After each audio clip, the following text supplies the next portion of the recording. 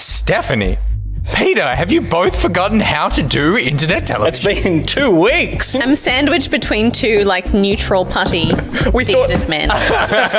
Someone hasn't done anything with their facial hair. That's true. You want it? You can do whatever you want to me, baby. No one's going, hang on. He's a spider and a man. The second time I did it. Yep. And sprinted at them and just stabbed them all to death. That's all. And it was so satisfying. There was a moment where I was like, that little fuck's been playing video games all week. It's not a gold controller, right? It's gold bullion, the prize. It's just been a wild west of pre-ordering and purchasing out there, and you get lucky if you're... Hang on, It's one of these dances. From this angle, it's very erotic, can I just say? No. Don't look happy. You don't want to do this. Yeah! Oh, wow. Woo!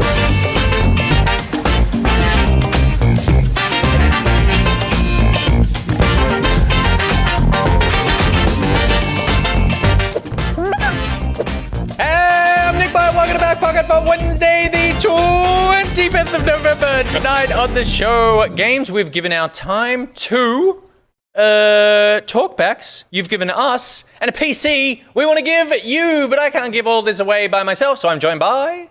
Gus, I'm in a giving spirit. I'm in a very giving spirit. I suddenly just got a Christmas spirit just then. It just hit me. Oh, what a coincidence. I literally just hit me. What do you want to give us? Nothing yet. It just actually, wow, Christmas. I'm Stephanie, and we are picking up our Christmas tree this weekend, and we're going to get the biggest one we can find. Yeah. We're going to get the biggest one that fits in the car. Realistic. And I'm Peter. Yeah. That is very exciting. We've already put up our tree, because when you have kids, it's like... You got to. You got to find something for him to do. You just have... Pete, let me tell you something about raising a child. It's like 10% love, 90% just filling the time. Yeah. Quick questions though, plastic or real? Plastic. Real is just far too filthy with kids. Yep, fair enough. I would go real. I mean, yeah. An assortment of... These are all coming to you. Don't worry. These are all your questions too. Are these an assortment of decorations, or are you strictly one set of baubles and tinsel and that's the colour scheme you've got? The tree has a colour scheme and theme that fits in with the decor of our house. Yep. There are then some personalised elements, child-related or specifically banjo-chosen. Lovely. Final question, star or angel? Star. Yeah. Stephanie, same questions? Well, very traditional tree. Warm white, lights only. Mm-hmm. Lights only? No, I mean I would never... Warm white lights. Oh, right. No daylight LED up in there. Right, yeah. Yeah, I would never have cool white, and I would never have coloured. No, because they have to replicate a Dickens era tree. The warmth of a real tree. Yeah. They didn't. They only had warm LED lights in Dickens era. We have to be authentic. And then I have strings of Danish flags, which is what my family has always had on our Christmas tree. Very nice. Danish tradition. And then I have decorations that we've collected from our travels all over the world. Very nice. Which is also what my parents used to Are do. these Christmas decorations or just... Yes. Things that hang. So we have one from Belgium, made from Belgian lace, which is their specialty thing. And then we have one from Scotland that's a little thistle. It's cool. Do you have a little bauble version of The Hobbit? Funny you should mention. I do not. But every country we visit, Steph gets an ornament for the tree, and I get a version of The Hobbit, a published version of The Hobbit in the language of the nation that we're in. So I have a French, a German, a Czech. We have Le Italian. Hobbit, Der Hobbit, The Hobbit, Die Hobbit. all of the Hobbits. It's always funny going into a bookshop in a foreign country when I clearly don't speak the language, and I hand a book over, and they're like, whatever they say, and I'm like, here's money. They're it's written in the same language you can't speak. I can read, but I just can't listen. I think when we did that, when we did the PlayStation trip to Paris Games Week, and I remember I got in the lift with someone, and I think we both kind of bumped into each other and sort of had an awkward moment and laughed. And then they said something in French, and I was like, yeah, it wasn't enough for me to say, sorry, I don't speak French, because it was a passing moment. But then the lift stopped several times. So that person continued the conversation. And I couldn't at that point then say I don't speak French. So I just the whole time was like, You met the one polite person in France who wanted to talk to you. That's amazing. That's so bad.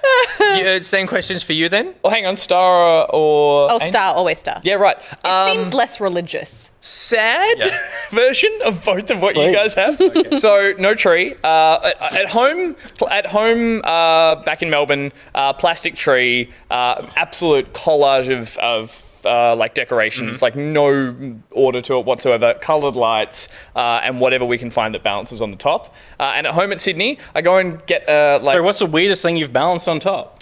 Like I think it was a pipe cleaner angel that I had that did not look like an angel. That like it was just something up a dress that you kind of wedged on and wrapped the pipe cleaner around the top of the tree, and just it hung there, kind of looking like. From what I know about the Ronald family, on brand. Yeah, and then in Sydney, I just go and get like a native like. A part of a tree. Say anything. Sorry, like a native tree, like a banksia or a gum tree. And I just like, I get a dead branch of that and I chuck that in a pot and I just hang things off that. So it's like a little one from my apartment. Yep. But it's like usually a gum tree branch, like like a native branch that's just like dead but got things hanging off it, which I find I like it. Angel or star? Cat trying to like constantly knock it over. I swear to God we'll get to the video games at some point. Oh yeah, sorry. Why don't you have a tree here?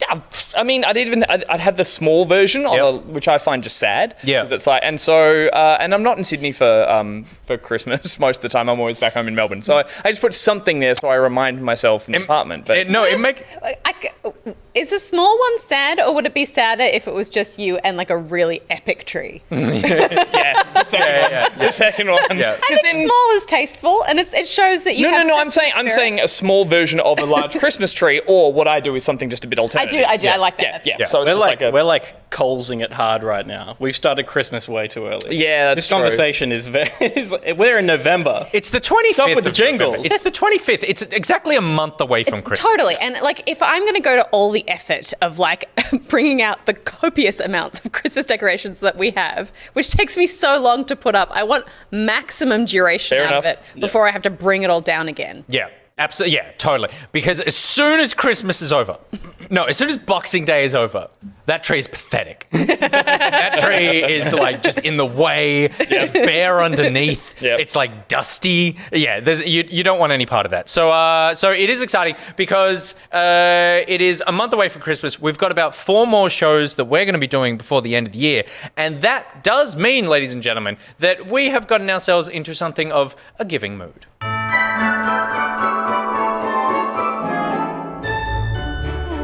Because it is the season of giving back Pocket, and over the next 4 weeks, we have partnered with some friends to spread some Christmas cheer as part of the Back Pocket family to you guys. We're going to be giving away games. We're going to be giving away hardware like headsets and that sort of thing.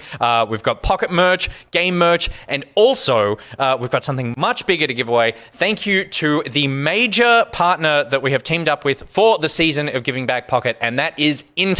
And we are so excited to have Intel as a part of the show for the rest of the year, helping give back to you guys because they are in a giving mood as well. We're in the mood. They're in the supply. That's right. We can only and offer you're in the to demand. We are offering joy in the form of emotion and words. Yeah. They are offering joy in the form of actual stuff. And if we know anything about Christmas, it's about stuff. Absolutely. They've already given to us, and we will now give forward. They were hit with the giving mood in the same way Gus was, but they did it way earlier.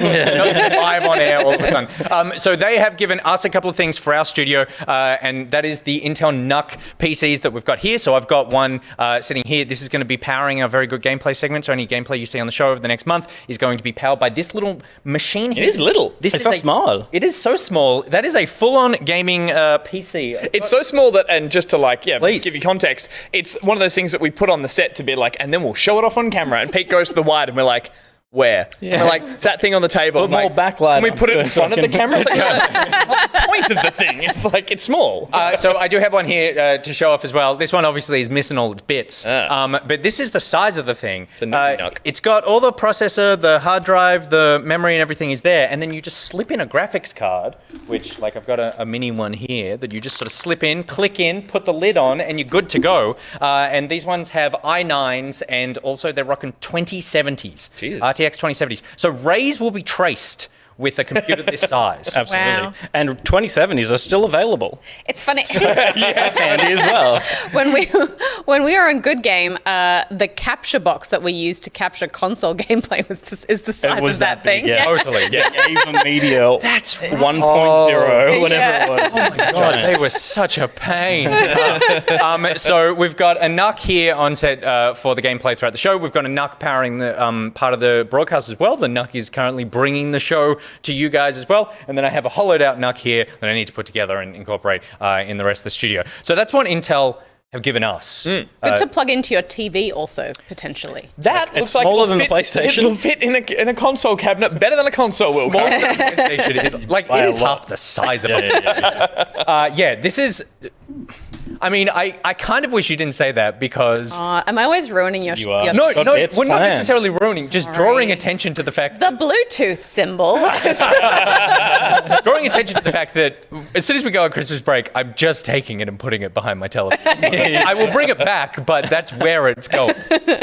So that's what they've given us, but they also wanted to give you guys something as well. So we've got some headsets from Intel partners that we're going to give away. We've got mouse pads and some hoodies and some merch and that sort of thing. But also, I was like, you know what? Like, let's give. You know, let's loosen those purse strings a little bit and really getting the guts given. Ronald- No, I was faking it.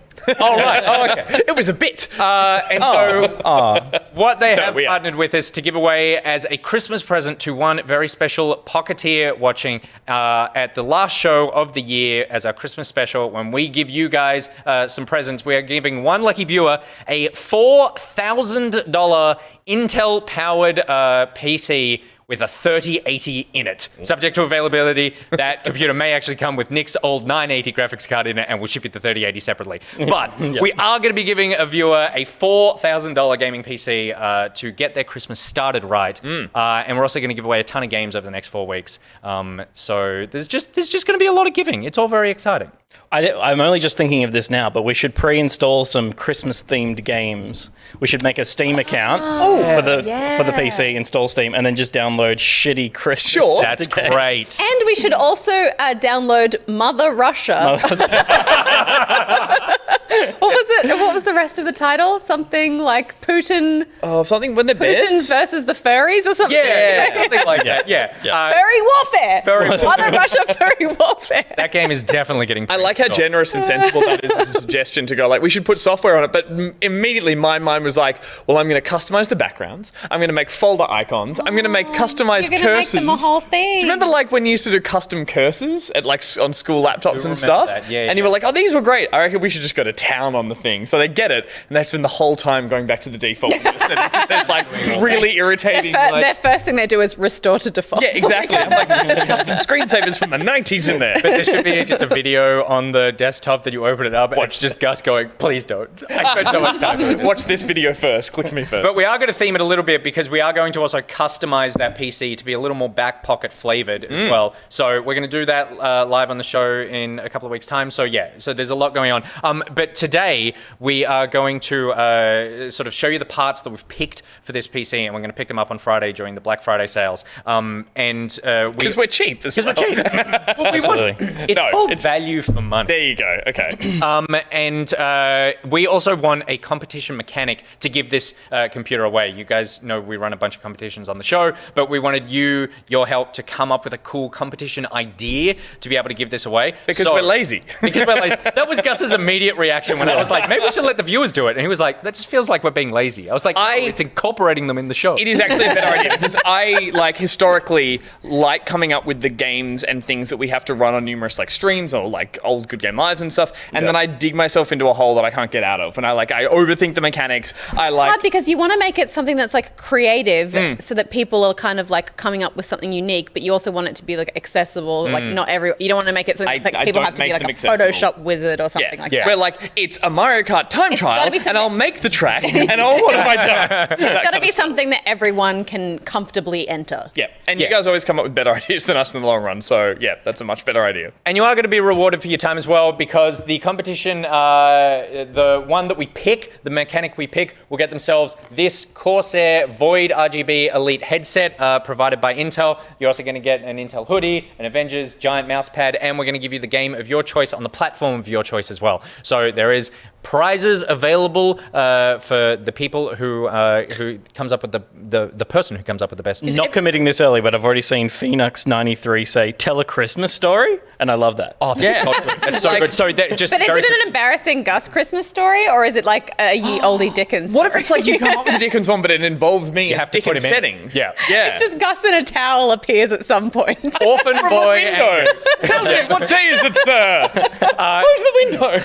So there is a link in the chat that will go out, if it hasn't gone out already, it will go out very, very soon to a Google form that you can use to fill out and give us your ideas. Put them there. We'll go through it through the show. We'll read out some later on in the show. There it is now. I see it in the chat. And we cannot wait to see what you guys come up with. So a massive thank you to Intel for being a part of the Giving Back Pocket.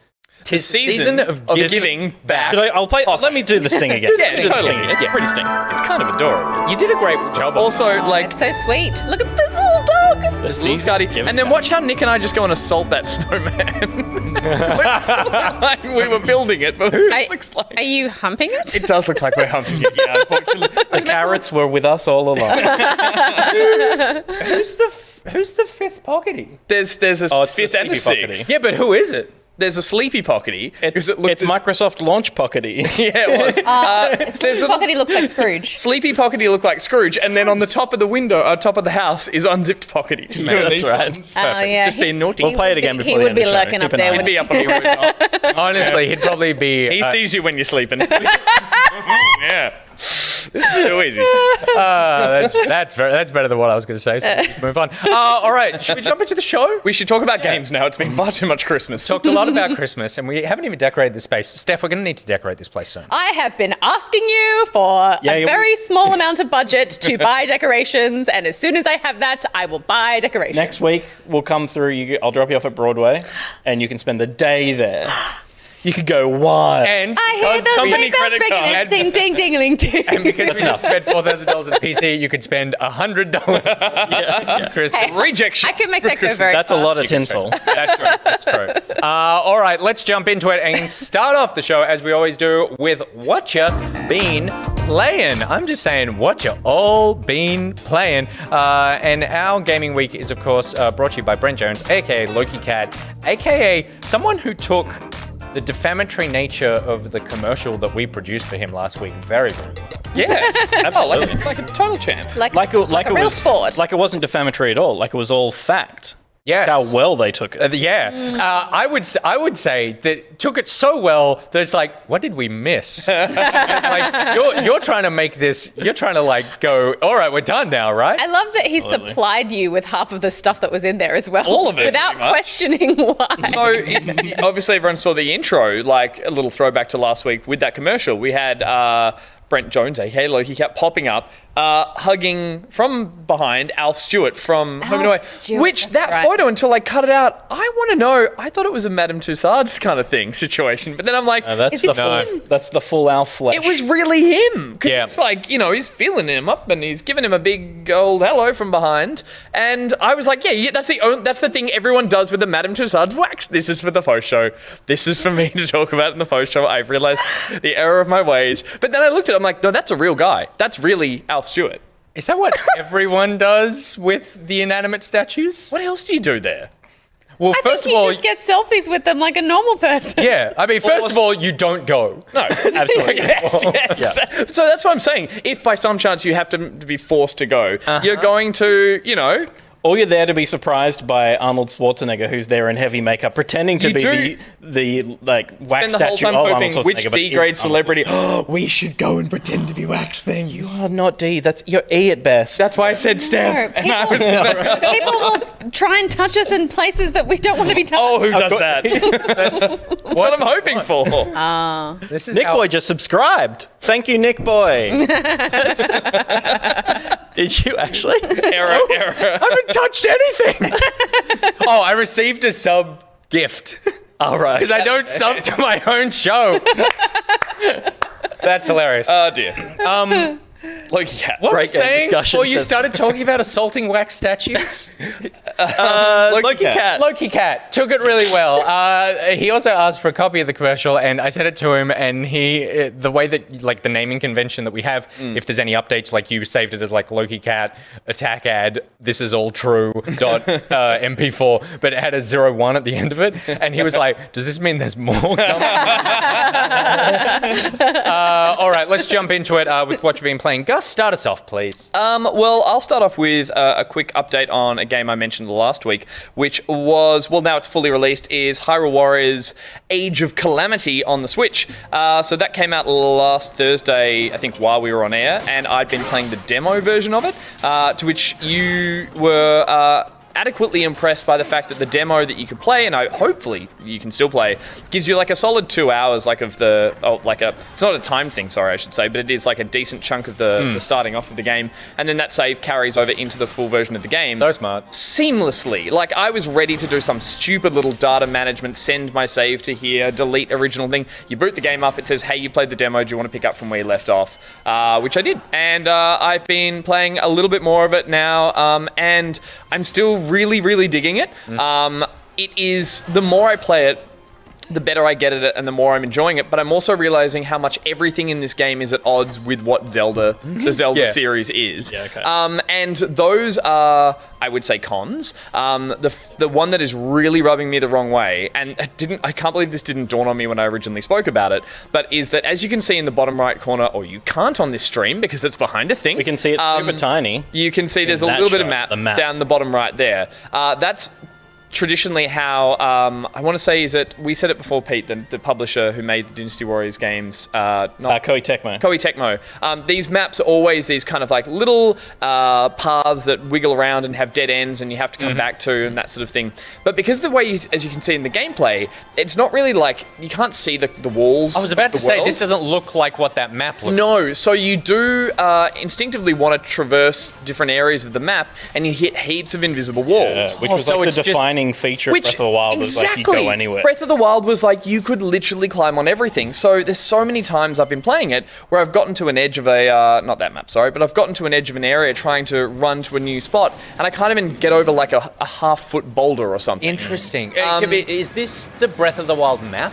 No. So what you're doing is you're playing these mini little like combat maps, and that big Breath of the Wild map you saw earlier on, if I can quickly find that, is actually kind of like your hub menu, and you're doing resource management. So you're basically spending resources you pick up during the fights on little towns and things like that, which aren't actually activities. They just then open up things for you. They give you more attacks, they give you more recipes, they give you more weapons. So it's almost like going to the school in Fire Emblem, the most recent one. It's like you go there, there's a bit of downtime, you use your resources, you you might smelt a bunch of weapons together, and then you'll go into an action instance. Sorry, but what I meant is, sorry. is this actually the map, but you only go to little instance yes, parts of it? sorry, yes. Because that's the disconnect, where you go Correct, like, I've been here before, and like, I remember running over there, and then here you just run and suddenly stop. Well, I mean, sorry, these icons you're seeing here that head off to instances, those are themed based on those biomes and, Right, and that okay. sort of thing. But the map areas you're running around in, they are not recognizable from right. the game themselves. As I said, you're running around sort of rainy water areas or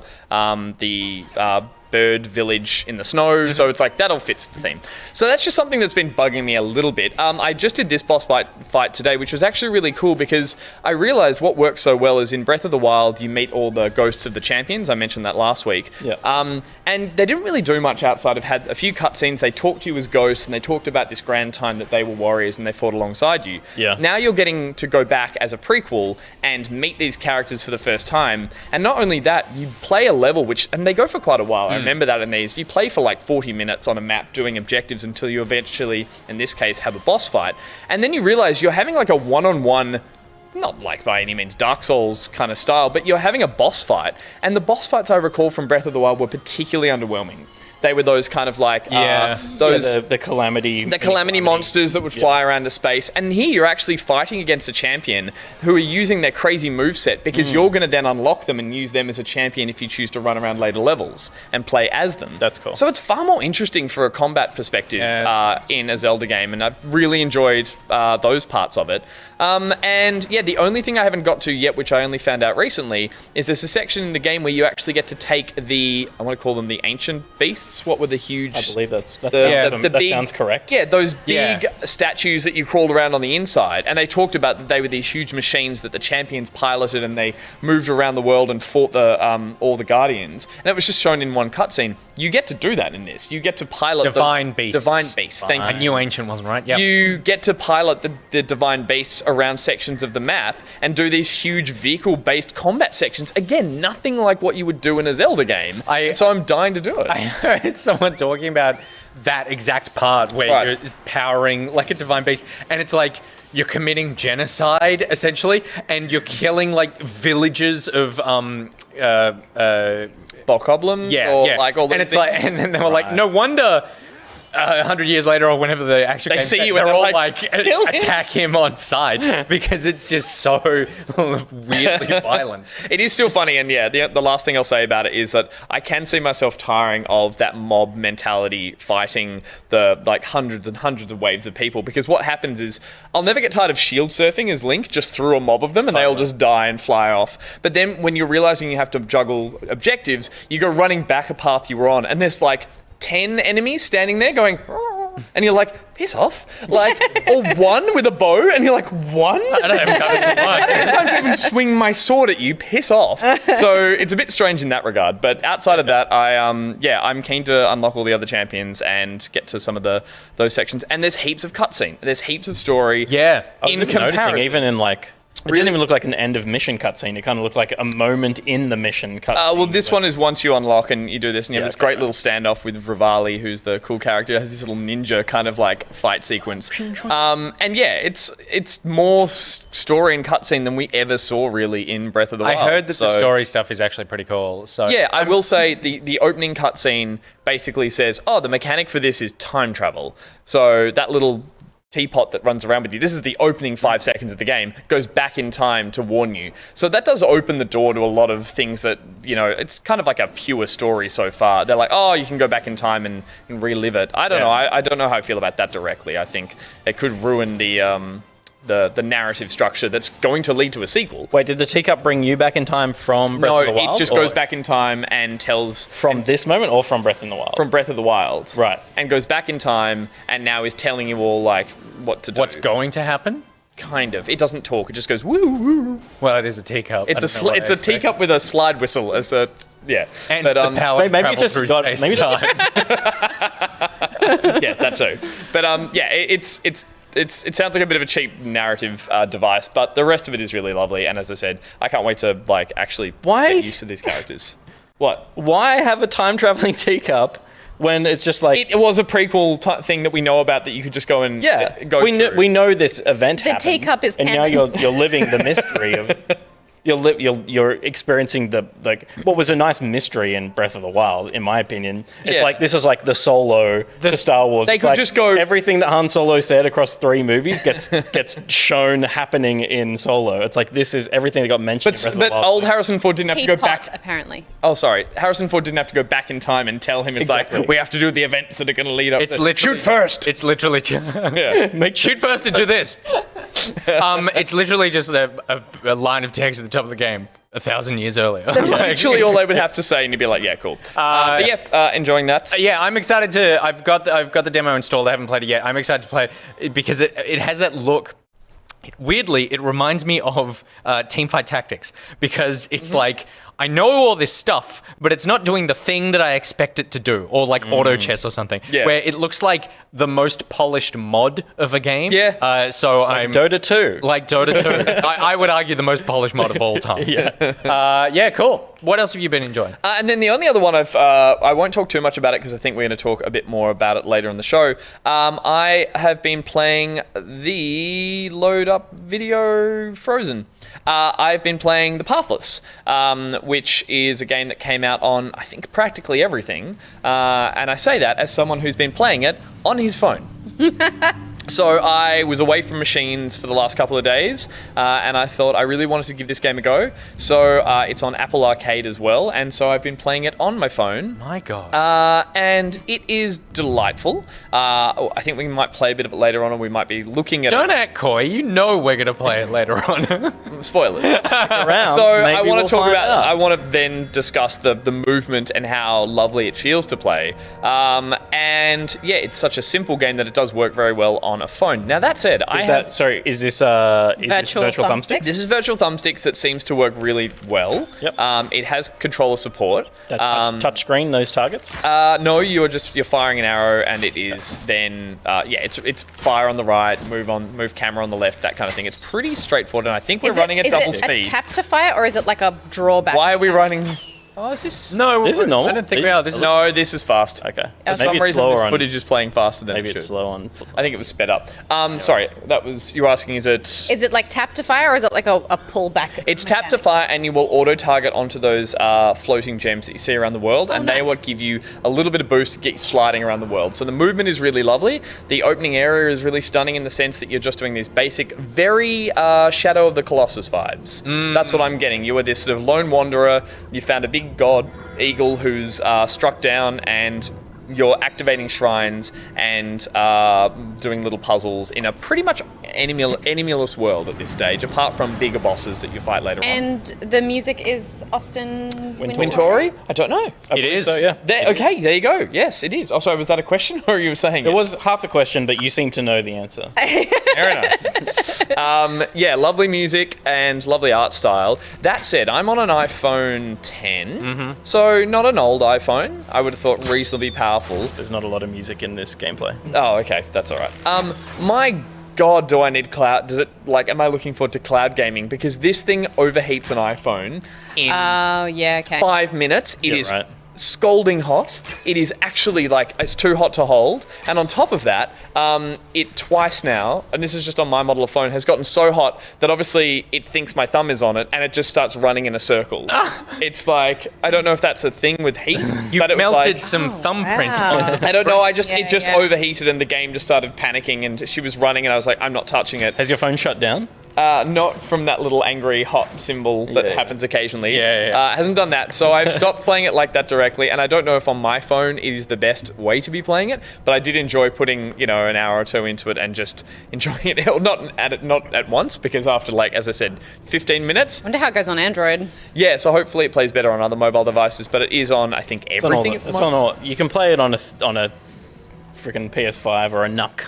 Yes, exactly. But apart from that, yeah, really lovely. And I think I'd love to be playing this on a huge TV, I think, is where I've come from that. Totally, it's beautiful, and it's by the devs who did Abzu, and it looks like Abzu. Totally. Abzu was the It was like the breakaway developers from that game company, I think. I believe you're right. It was Yeah. a bunch of what developers who were studio's like, called. we want to make games that are kind of like this, but we want to do them by ourselves. What I We don't want know to if- make underwater games. Oh, were you Abzu- just swimming, surfing? Abzu was like on waves and low stuff? Like poly flour Yes. underwater. Flower underwater. Yeah. Yeah. Good description. So it was a bunch of developers who had worked on Journey that made games that are similar to Journey. Got it. Yeah. And It you is- could say that this is like Abzu in terms of it's about, from what I can tell, flow. Yeah, Yeah. it's fluid movement. It's all that kind of and harpooning whales. I assume you get up to at some point. Yeah. that level. Why did we play that level? So yeah, it's really lovely. We'll talk about it later. So I'm excited to check this out actually because Yeah. I feel like this is one of those games that I remember seeing announced. I think it was part of the PlayStation 5 showcase. It was in one of the big showcases. Yeah. Yeah. And it was like, oh, that looks cool. And then It was the one where when I was describing it in the showcase, I was like, it has archery and eagles, and the trailer was like archery, eagles. I'm like, everyone just was like, you're just watching the trailer. And I was like, yeah, pretty much. but for me at least, and a lot of anecdotal stuff, I guess, I feel like it got a little lost in the new console shuffle. And even Yeah. though we're all going, where are all the games? Here was a game, and everyone who I saw talk about it said it was phenomenal. Yeah. But I haven't played it yet. So. It has a lovely feel to it, so that is my biggest positive that I can say from it. Well, I feel like I don't. In the 4 minutes What is? stints I you can't open remember what the developer's name is that make these games, but I think they're all about accessibility and making things that feel good to play. Yeah. That aren't Is too. there something like a too squid or an challenging. octopus in the developer's name? Yeah, I saw that it's when I loaded it up. It Sure, is chat is like spamming it right Yeah. now. giant squid. Giant And squid. it's Annapurna Interactive publish it, and I feel like they always publish really interesting stuff. Yeah. So. Yeah. From one I'm hoping good vibe game to another. Steph, tell me about Kind Words. Oh my gosh. Okay, so this game just came up on my Steam recommended list. Mm-hmm. And it's an indie game that I would say is kind of like a pen pal simulator, but with a really What simulator? A pen pal simulator. Did you hear Penthouse Simulator? Because that's what I heard. Okay. Yeah, cool. Very different vibe. Makes more sense. Well, there is a little pen. You're writing letters. And it read the basically articles. loads you into this little, one bedroom apartment where you sit down at a desk and write letters to people. And the first thing that there's this lovely little deer who sort of instructs you on how to play the game. Did And you say deer? yes. Did you say Pornhub? ruining it. This is so lovely and pure. Mine was genuine. I hate you. Did you say deer? Yes. D-E-E-R. Yes. Yeah, okay, right. Like a fawn. Outside the window. But is it teaching you to write letters because you start letters with "Dear Stephanie"? Is that what it's always meant? Well, the first one you write is to dear dear. It says to say something nice. That's awesome. And but you're playing online with other people, and you can put in a letter request. So you might have a problem in your life that you just need help with, or some advice on, or something like that. I've been feeling a bit down lately, or unmotivated, as I wrote, and I feel like that's just been frustrating me. And you send that out into the world, and then people will respond to that. And so they just I got within minutes letters from all over the world. I had a guy from Brazil who was Wait. Sorry, I have to ask you this. You're writing actually, it's not a mechanic. You're not choosing words or letting a player do this. You're writing, you're typing. Yeah. It's Reddit with a sick UI. yes. So, Wow. So I'm writing We're letters. watching What are we someone watching type now? out there. This is me. This is my letter to someone else. This is someone. oh my God. So, this is me giving advice to someone who wrote the letter that's about, you can see it. Yeah. Hard to So read you in can there. actually write whatever you want. Yeah, so once I'd put in my kind of, I guess, problem request that I wanted people to write to me about, I then set off responding to other people's letters. And it was everything from, sometimes they were just simple ones that I've been feeling a bit down, but I love anime. Can you recommend any kind of cool anime? Some people were just some people were I feel like nothing makes me happy anymore, and I don't know how to get out of this funk. Yeah.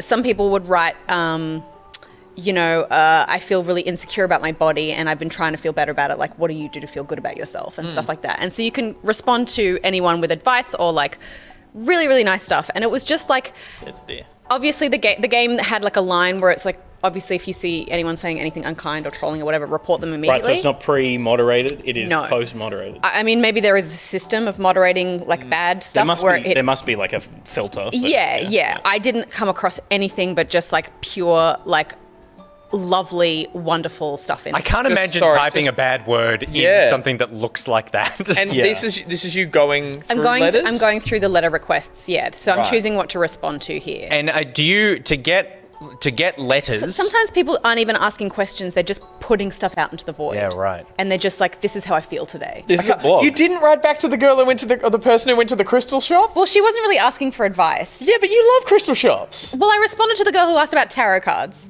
That, yeah. Okay, sure. Yeah, I got a letter from someone who was hi, I'm from Brazil, so sorry about my English, but why don't you try getting up early and going for a walk in the morning? I find being in nature really helps me.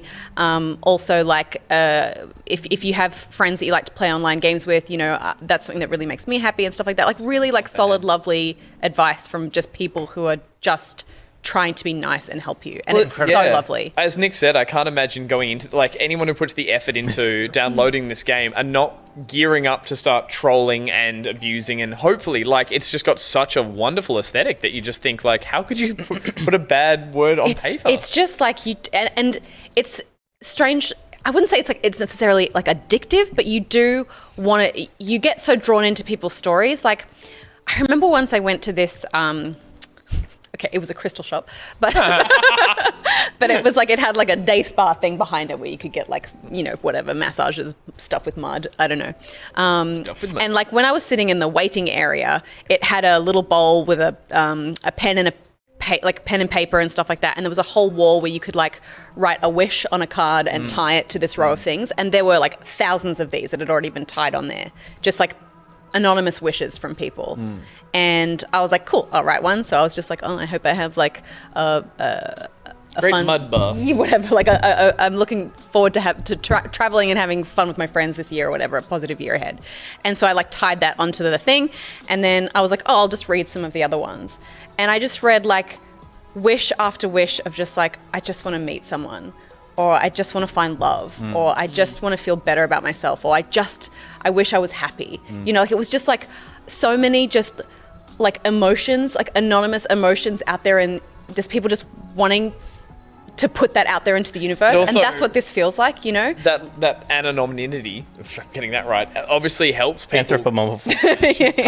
Obviously helps people get that out there, and that's what you saw on that wall, and that's what this game has. It does, and it set it up really well, because once you've responded to someone, they don't have the ability to write back to you again, because I think they don't want to foster. they don't want to actually. It's not actually setting up They don't pen want pals. you. Don't want to. Yeah, they don't want you to feel like you're going to be someone's ongoing therapist. Yeah. Yeah. And also probably at a point where it starts like, hey, send me your phone number and we can have it. And that starts. Yeah. So once you've received a response from someone, you have the opportunity to send them like a sticker as a thank you, and the sticker becomes something that you put in your sticker book, and then you can use it to decorate your space. So the sticker in my space was this little cat that's on my bed, which I now, because someone gave me that, so I can decorate my room Right. with that thank you cat that I received. You then have there's a system in the game where you can download all the advice letters that you've been given, just automatically saves them to your desktop. So you can go through them all later and just like reread what everyone As sort of has like a written to text you. file. Yeah. Yeah. Or as a pretty like PDF. Oh, I actually haven't looked at them. I just Right, clicked the okay, button, yeah. but that system is in there. But yeah, it was just so lovely and sweet, and like I got so emotional. And it was $7.50 on Steam, and it's so beautiful and it's so simple, and like I just loved. And it makes you feel so less alone, because everyone's problems are always the same. You know, Yeah. ultimately, they kind of cycle around the same things. We're all just kind of shouting. Like our everything. feelings. I feel like everything comes down to fear. Yeah. That's like people are just scared, and it's like scared of being alone, or scared of work, or scared of stuff. But it's like they just want to be heard, and that takes. As soon as you share with someone, that feeling of fear is lessened a little bit, because Totally. you realize everyone is scared, and so therefore it's not as scary. And the thing this does, obviously, it is that step beyond just writing a message and throwing it into a well or something. It's like, you know, someone might or could read this and write back. And so that helps, I think, massively, because it does give you, you're not shouting into the ether, you're saying it and you're hoping to get a response, and whether or not it validates or just has some kind of, as you said, positive feedback, that's sometimes what people just really need to hear. There's some obvious Yeah. obviously there's a danger of trolls being involved, like there are anywhere. But there's a good couple of barriers to entry in there even being a low price point, and there being It not being free, you mean? yeah. Yeah. And like Twitter is free, Yeah. because you could post this on Twitter, Yeah. and you know that there's going to be shitheads on Twitter. Yeah. Yeah. Whereas like you're posting it here for people who are having in the same like space that you are as well. Yeah. Looking for this. Yeah, and they're looking for it, and they're trying to provide help as well. There was, and remember we listened to that Reply All episode where a company started something identical to this, except it was email. It was send us your emails, any problem you have, and we're going to respond to it and try and make you feel better. Yeah. And it's like that was like turned into a really dangerous, traumatic thing for everyone. Where I feel like even just you mentioning you can only have contact with someone once, there's still enough disconnect from the person at the other end via dear mail Yeah. that it's really just about catharsis. Totally. And there's something because I tend to respond to the letters that I felt I could relate to in some way, because I was like, oh, I know how to offer advice on this, because I totally understand that problem, which then leads you to, as you're writing out advice, you're like, I have some things I want to get. Yes, also more just like, why don't I follow my Yes. great advice that I'm giving this person about this way does- that I totally It feel. is giving you the chance to literally articulate or sort of or Yeah. put your thoughts down, which does help you in that way. Also, I've just got to say again, as I was complimenting the aesthetic, anything that gives you a little isometric house. And Pete, can you turn the sound off? Because I saw the trailer. I think it's lo-fi. It's lo-fi, baby. Yeah. Off. Yeah. Up? Yeah. Like, can we just get a little bit of that? Yeah. Just that. It's so nice. That's It's sweet good as chill. well that it gives you a very strict word count because I will write for days. I'm very bad at self-editing, so I have to kind of be really concise. This sounds petty. Does the weather change? Do you get rain on the window? I'd like some rain on my window. No, I don't think Helps it me goes. I write. don't think. But you can unlock more songs, like different lo-fi chill beats that Okay. you can listen to. Okay. DLC there, please. You can also you have the option also to just write random notes of positivity that then fly through your screen as little paper airplanes that you can click on sometimes. And it's just like, you're doing great, lovely. stuff like that. Vesuvius in the chat said, no, the giving advice is a totally different skill to the using of it. Yes, that's totally. true. People were asking, can they see your Steam username? No, they can't. You literally just see an initial. You can't even see their actual name. So I put my name Stephanie in there because I was like, doesn't tell anyone anything. And it just has S at the end of the letter that I write. And how do you to get letters? Do you just get sent letters randomly? Like, do you find letters randomly? You click on a button that's just like, I'm ready to receive letters, but like you can choose to ask for advice on a specific problem. But okay. So if you're like, hey, I want to go through some other people's letters, are you selecting? We're kind of saying that here now. Yeah, but this is just you're just scrolling through random letters. I'm saying can you go relationships, work, right? No, they're not categorized. Yeah, no, cool. they're just random. Yeah, nice. Which I think is good because it's just it is just literally just an outpouring of emotion and feeling. And there's also potentially something unhealthy in someone coming to this software Just to look give advice. specifically for Totally. relationship advice. Yeah. As they want to see people being sad about relationship stuff, just as trauma diving for themselves as well. I'm going to get this as soon as I get home. Beautiful. I love talking to people about their problems because of the reason that you said, which is it is 9 out of 10 times it illuminates something in me where I'm like, that's where I've had this stumbling block. Oh, I am so into. How did I not Wonderful know this find. existed? It's just Fantastic. wonderful. There's just something so genuine and cool. Who thought of this? What a cool idea! And Who was the developer? And how beautifully implemented. It is the publisher and developer up. Annapurna Interactive. No, it's called Kind Words, and it's all about. And the developer's called Pop Cannibal. And then who was it in the chat? Someone said it. Where are you? I've lost it. So Fedora the Explorer said this is Nick Bag the game except serious. And Nick Bag was the same when I ran on the OPL, where people would I would just ask people to send me questions for advice. And then this is it, but much more authentic. Can I reveal that both my father and myself were published in Nick Bag? I remember I sent one to you guys, Oh, the bird. look at this insane question, and Pete was like, that's me. Still read it out, though. All right, cool. Kind words. Get on it. And I assume you two have also been Destiny dabbling to go the exact opposite. Yeah. We started the Deepstone Crypt raid, but we haven't finished it yet. So we'll talk about it next week, I think, once we've Totally. smashed We don't it. even have look- started it. Yeah. Oh, cool. yeah, Okay, yeah. great. Yeah. We've been playing with run Pocketeers and us stuff through like that, but it's we've just Well, once we've finished it, then we'll We've talked about Destiny enough for people who aren't interested in Destiny. So Yeah. We're going to talk about it a lot next week. We're going to talk about the raids. So. Yeah. Cool. Yeah. Pete, what have you been playing? The thing that I was checking out, because some people would have seen on the news last week, when we did the news last Wednesday, I got my 3090. It arrived in the mail while we were live. I put it in my computer, and I continued to play Destiny, and I was like, this looks slightly better with like a few more frames. I want to find something to play on it that's actually going to show off right. He was walking around our house moaning, "When is my video card gonna get here, Stephanie? I think anyone who bought a video When card is it in the gonna last month- arrive?" And it arrived, and I played Control. And oh my, what am I doing here? I played Control, which is not a new game, but is Very pretty game. New to you. Very pretty game, a very beautifully designed game. We're looking at the RTX on and off video that some lovely YouTuber put together. And yeah, I was taking ray tracing for a spin, and it's phenomenal. Isn't it great? It's mind blowing how much it changes the feeling of a scene. And there's like, obviously we've seen developers over the past decade, as things start to get really photorealistic, finding the most clever ways they can to simulate and bake in light and shadow.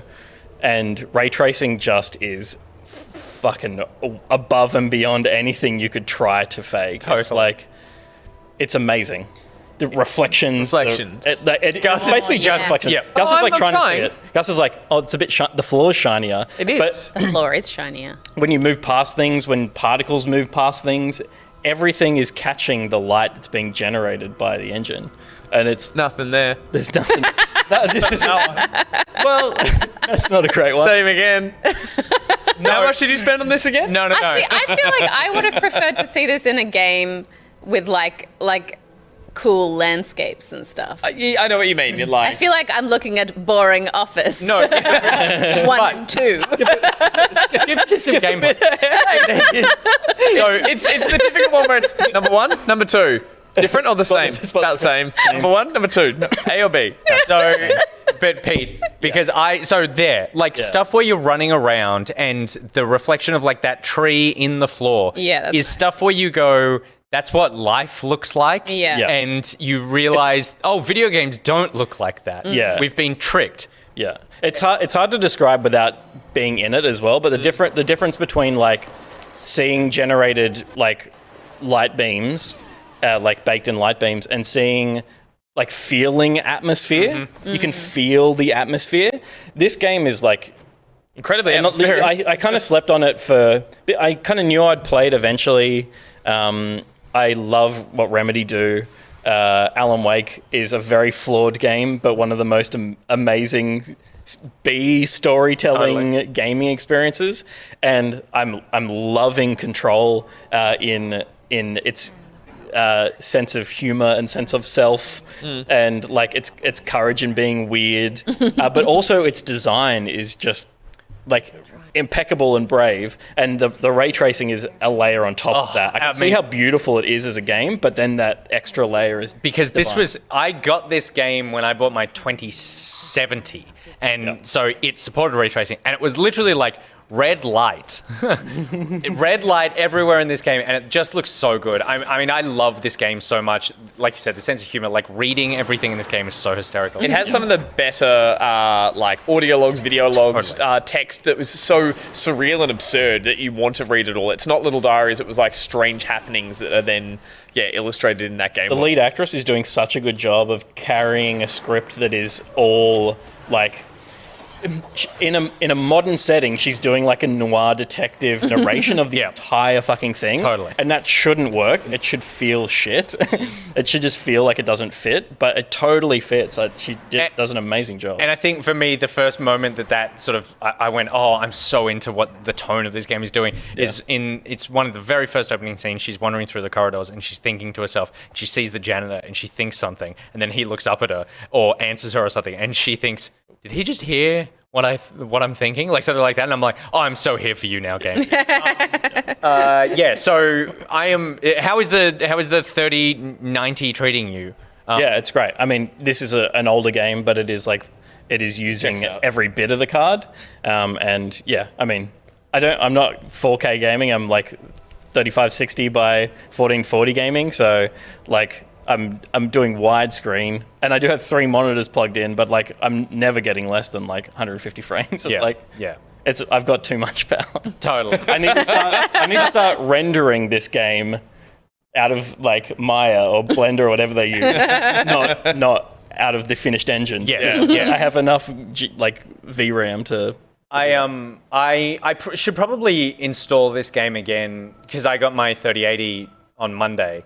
And I was in a bit of the same situation as you, where I was like so excited for this, and then booted up all the stuff that I have, and I was like, I've already maxed everything out already on everything, and I realized, I kind of just future-proofed myself and cyberpunked myself, and that's what I'm actually waiting for. But when I was running this on the 2070, I still couldn't max this out, so I think that it's probably time to do that because this is such a great game that I feel like a lot of people slept on. I haven't played any in the DLC, and I heard good things about 2 of them, and then maybe one of them wasn't fantastic. Yeah, and there's content as recently as August this year, I think, was the most recent DLC for this game. Yeah, that was the Alan Wake one. Yeah, the Alan Wake tie-in Yeah. thing. So it's like, it's still getting supported, which is exciting for me. Playing through it for the first time, that there's going to be more to kind of fall into at the end. Yeah, cool.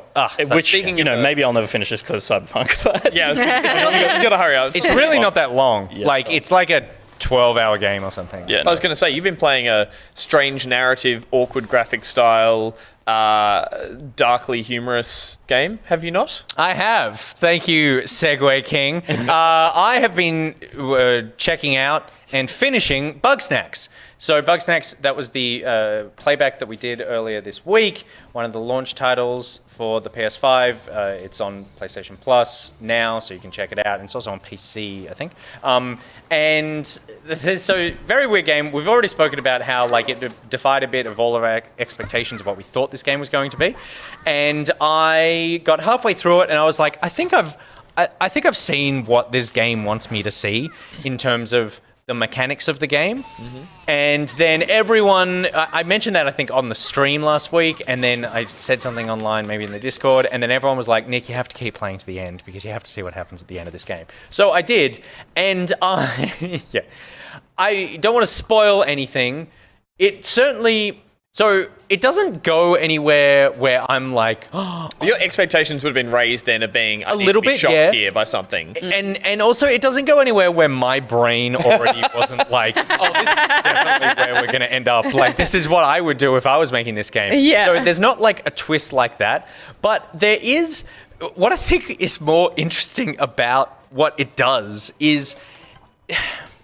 This is such a weird game. It is it is so many different pieces put together that don't always work, but I just can't stop thinking about it. So in the same way, like this game is the game representation of the characters after you've bug snacked them, where their limbs are all made of different pieces, and it's like, well, that all looks a bit weird, and it doesn't quite hang together the way that you've just like changed an arm. But there's something about this that I can't look away from.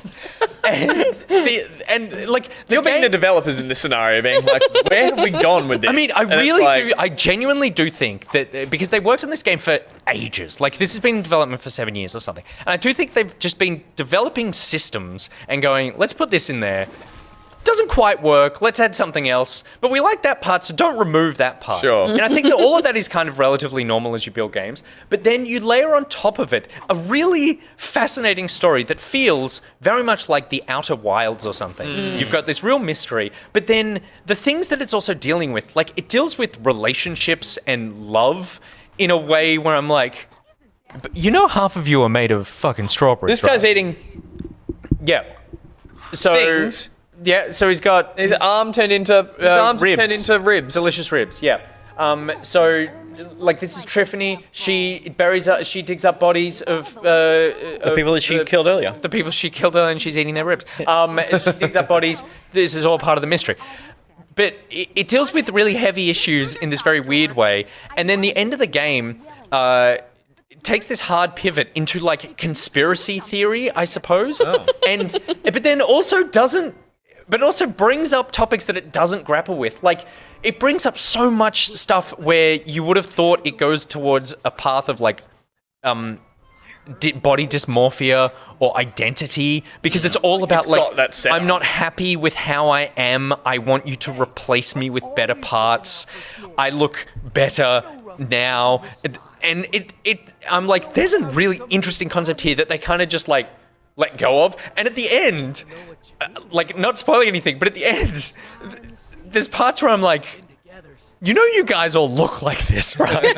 Like, what does this mean for going forward for your lives? I like that you're thinking, here's where it's going to go. It's going to get dark. And then one character's like, do you know what temperature steel melts at or something? And you're like, no, this is not where I thought this was going. Yeah. But it is, I really do, Are you happy you finished it? Totally. I'm really happy I finished it because I just think it does so many weird, interesting things.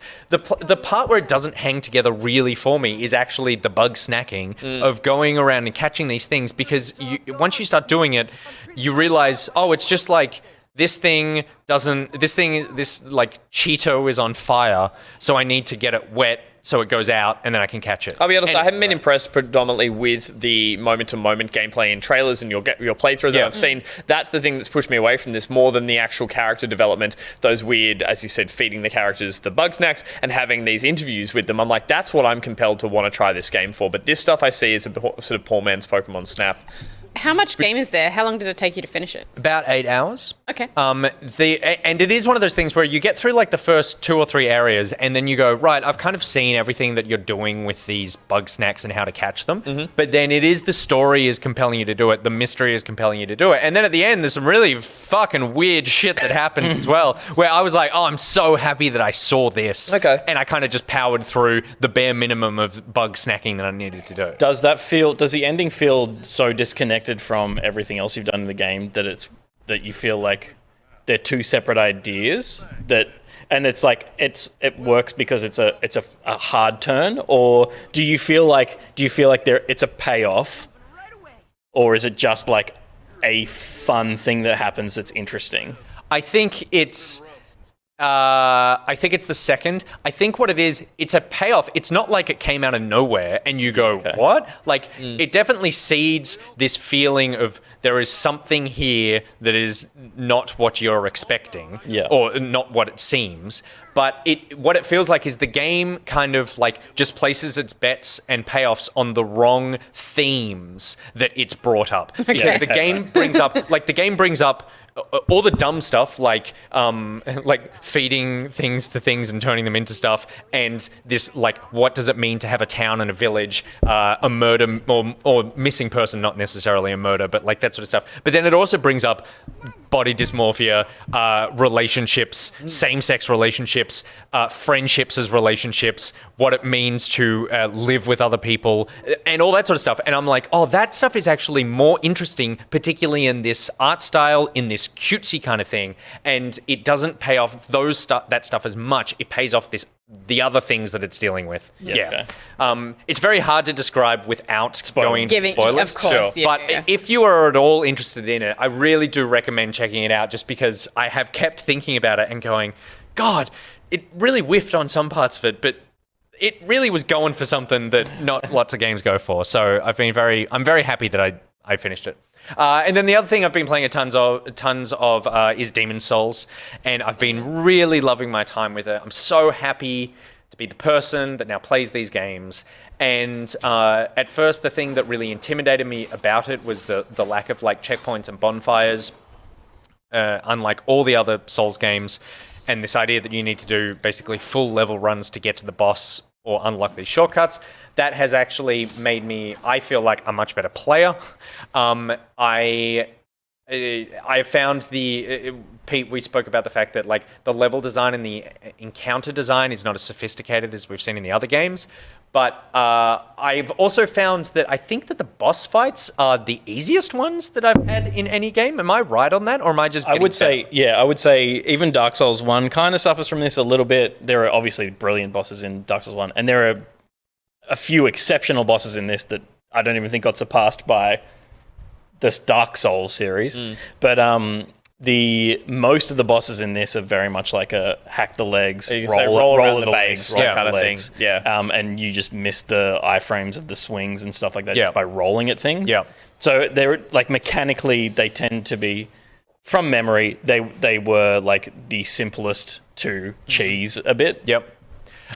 Because there was one boss which I 100% cheesed, and that was the spider boss. And I was like, I found the thing that I assume everyone finds in that fight, and then just was like, well, I'm not fucking dealing with you on your terms. But then the rest of them, it's only been like a couple of goes, and I've kind of felled them. And you know, I've downed, I think, 7 bosses now, so I'm relatively in, but not the whole way. But I remember being like every other Souls game, there were some bosses that would take me like 2 days to actually. The ones you put down for a week upwards, and just think like, I'll keep coming back, and then you've got to retrain yourself every time. Yeah. And but I've been loving the level design, and yeah, I've been really enjoying my time with it. But even stuff like Flame Lurker, who everyone was like, this is where the game starts. I like literally just did him on the first go, and I was like, oh, there's nothing particularly complicated here. So maybe it is that thing of like, it's mainly just the rolling and the dodging, and it's just about that timing, as opposed to like, I need to figure out how to deal with the fact, like the Souls bosses that I always found the most difficult were the ones that work with, you have to fight them short range, and then they have distance that you need to get away from, and then closing gaps and and that sort of stuff. Where here I'm kind of just like rolling out of the way, and then. And they got better in Souls as it went on to like adding ads for the bosses or environmental challenges as well. Yeah. Whereas most of these are like arena you're in an arena with the boss, and it's just you and the boss. Totally. Good luck. And even like Tower Knight with the archers, it's like you just go take care of them and you're in. But my favorite one was, I think, Fool's Idol. The boss fight was fine and pretty easy, but I did it, and then the thing happened that I don't want to spoil if you haven't played the game, and something happens, and I'm like, wait, what? Hang on. And then going, how is this? Wait. This isn't how this is supposed to go, and then I know this is all so annoying to listen to, but I then found the thing that stops that thing from happening, and I was like, oh, that's genius. That's so clever. So again, just been loving the game, and very happy I'm spending time with it. Yeah, I was biting my tongue last week when you were talking about it, but I am gagging to play this now. I thought I was intrigued by like the fact that I was always keen to play Demon's Souls, and just seeing the media of the coverage and just how ridiculously good it looks, and everything you've said totally tickles my fancy with the idea of like, I kind of really want to play one again, but I don't want to hit that challenge. I'm a veteran at playing Souls games, so I'm happy that I can come in with a good skill set, and hopefully it feels not easy, but just like it's not kicking my ass in the way that I'm used to having my ass kicked. And I loved the idea of being able to look at the blueprint of where they made their other games from. Like, that's why I'm really excited to play this. I know that some doesn't do it for everyone, but I'm glad to see when there's a boss fight that goes, oh, this is why they probably built on this for a Dark Souls boss, or this area of a level they loved, so they turned the lights off and made you into another swamp area. It's honestly like an interactive art book making of the Dark Souls series. Dark Souls is the only games I've actually got the art books of and really like. So I'm chewing the scenery until I can get my hands on this. It looks great. Yeah, no, it's fantastic. So that is all the games that we've been playing. Let us know what you've been playing in the Discord. How do you join the Discord? Just head to patreon.com/backpocket and become a member of the community at the $5 tier or more. You get access to that sweet Discord, and you get access to us. We're in the Discord. We say things. Absolutely. A little less over the last couple of weeks. All I've really posted in there is in the Destiny 2 channel. Anyone free to run this raid? As I said, I jump in the creative one. I'm a big fan of creative input from other people, and I chuck up the POC arts that I finish on there as well. So there's a whole batch of them in there as well, of other ones we need to do some more soon. But get in the Discord. It's good fun. Absolutely. Put your artwork in, your photos. Put them all in. So thank you very much to everyone who is a patron already. And for those of you who aren't, consider checking it out, because, your money's good. Your money's good here. Your money spends here. I guess that's what I'm trying to say. But you can't just always spend money with us. Sometimes you need to get something back. So that is why it is the season, Peter, of giving back. I'm going to play it again. Pockets. He really likes it. It's beautiful. There's a I love parallaxing. It's like... I want to be in that world. I worked hard on this one. Let's all move there. It was very sweet. Look at just Scotty's trotting along there. We've got our dog. I never noticed. It's snowing. I never noticed the unzipped one, and I don't like the smile. I will. All right, here's my promise. There will be more pocketies in there as the weeks go on.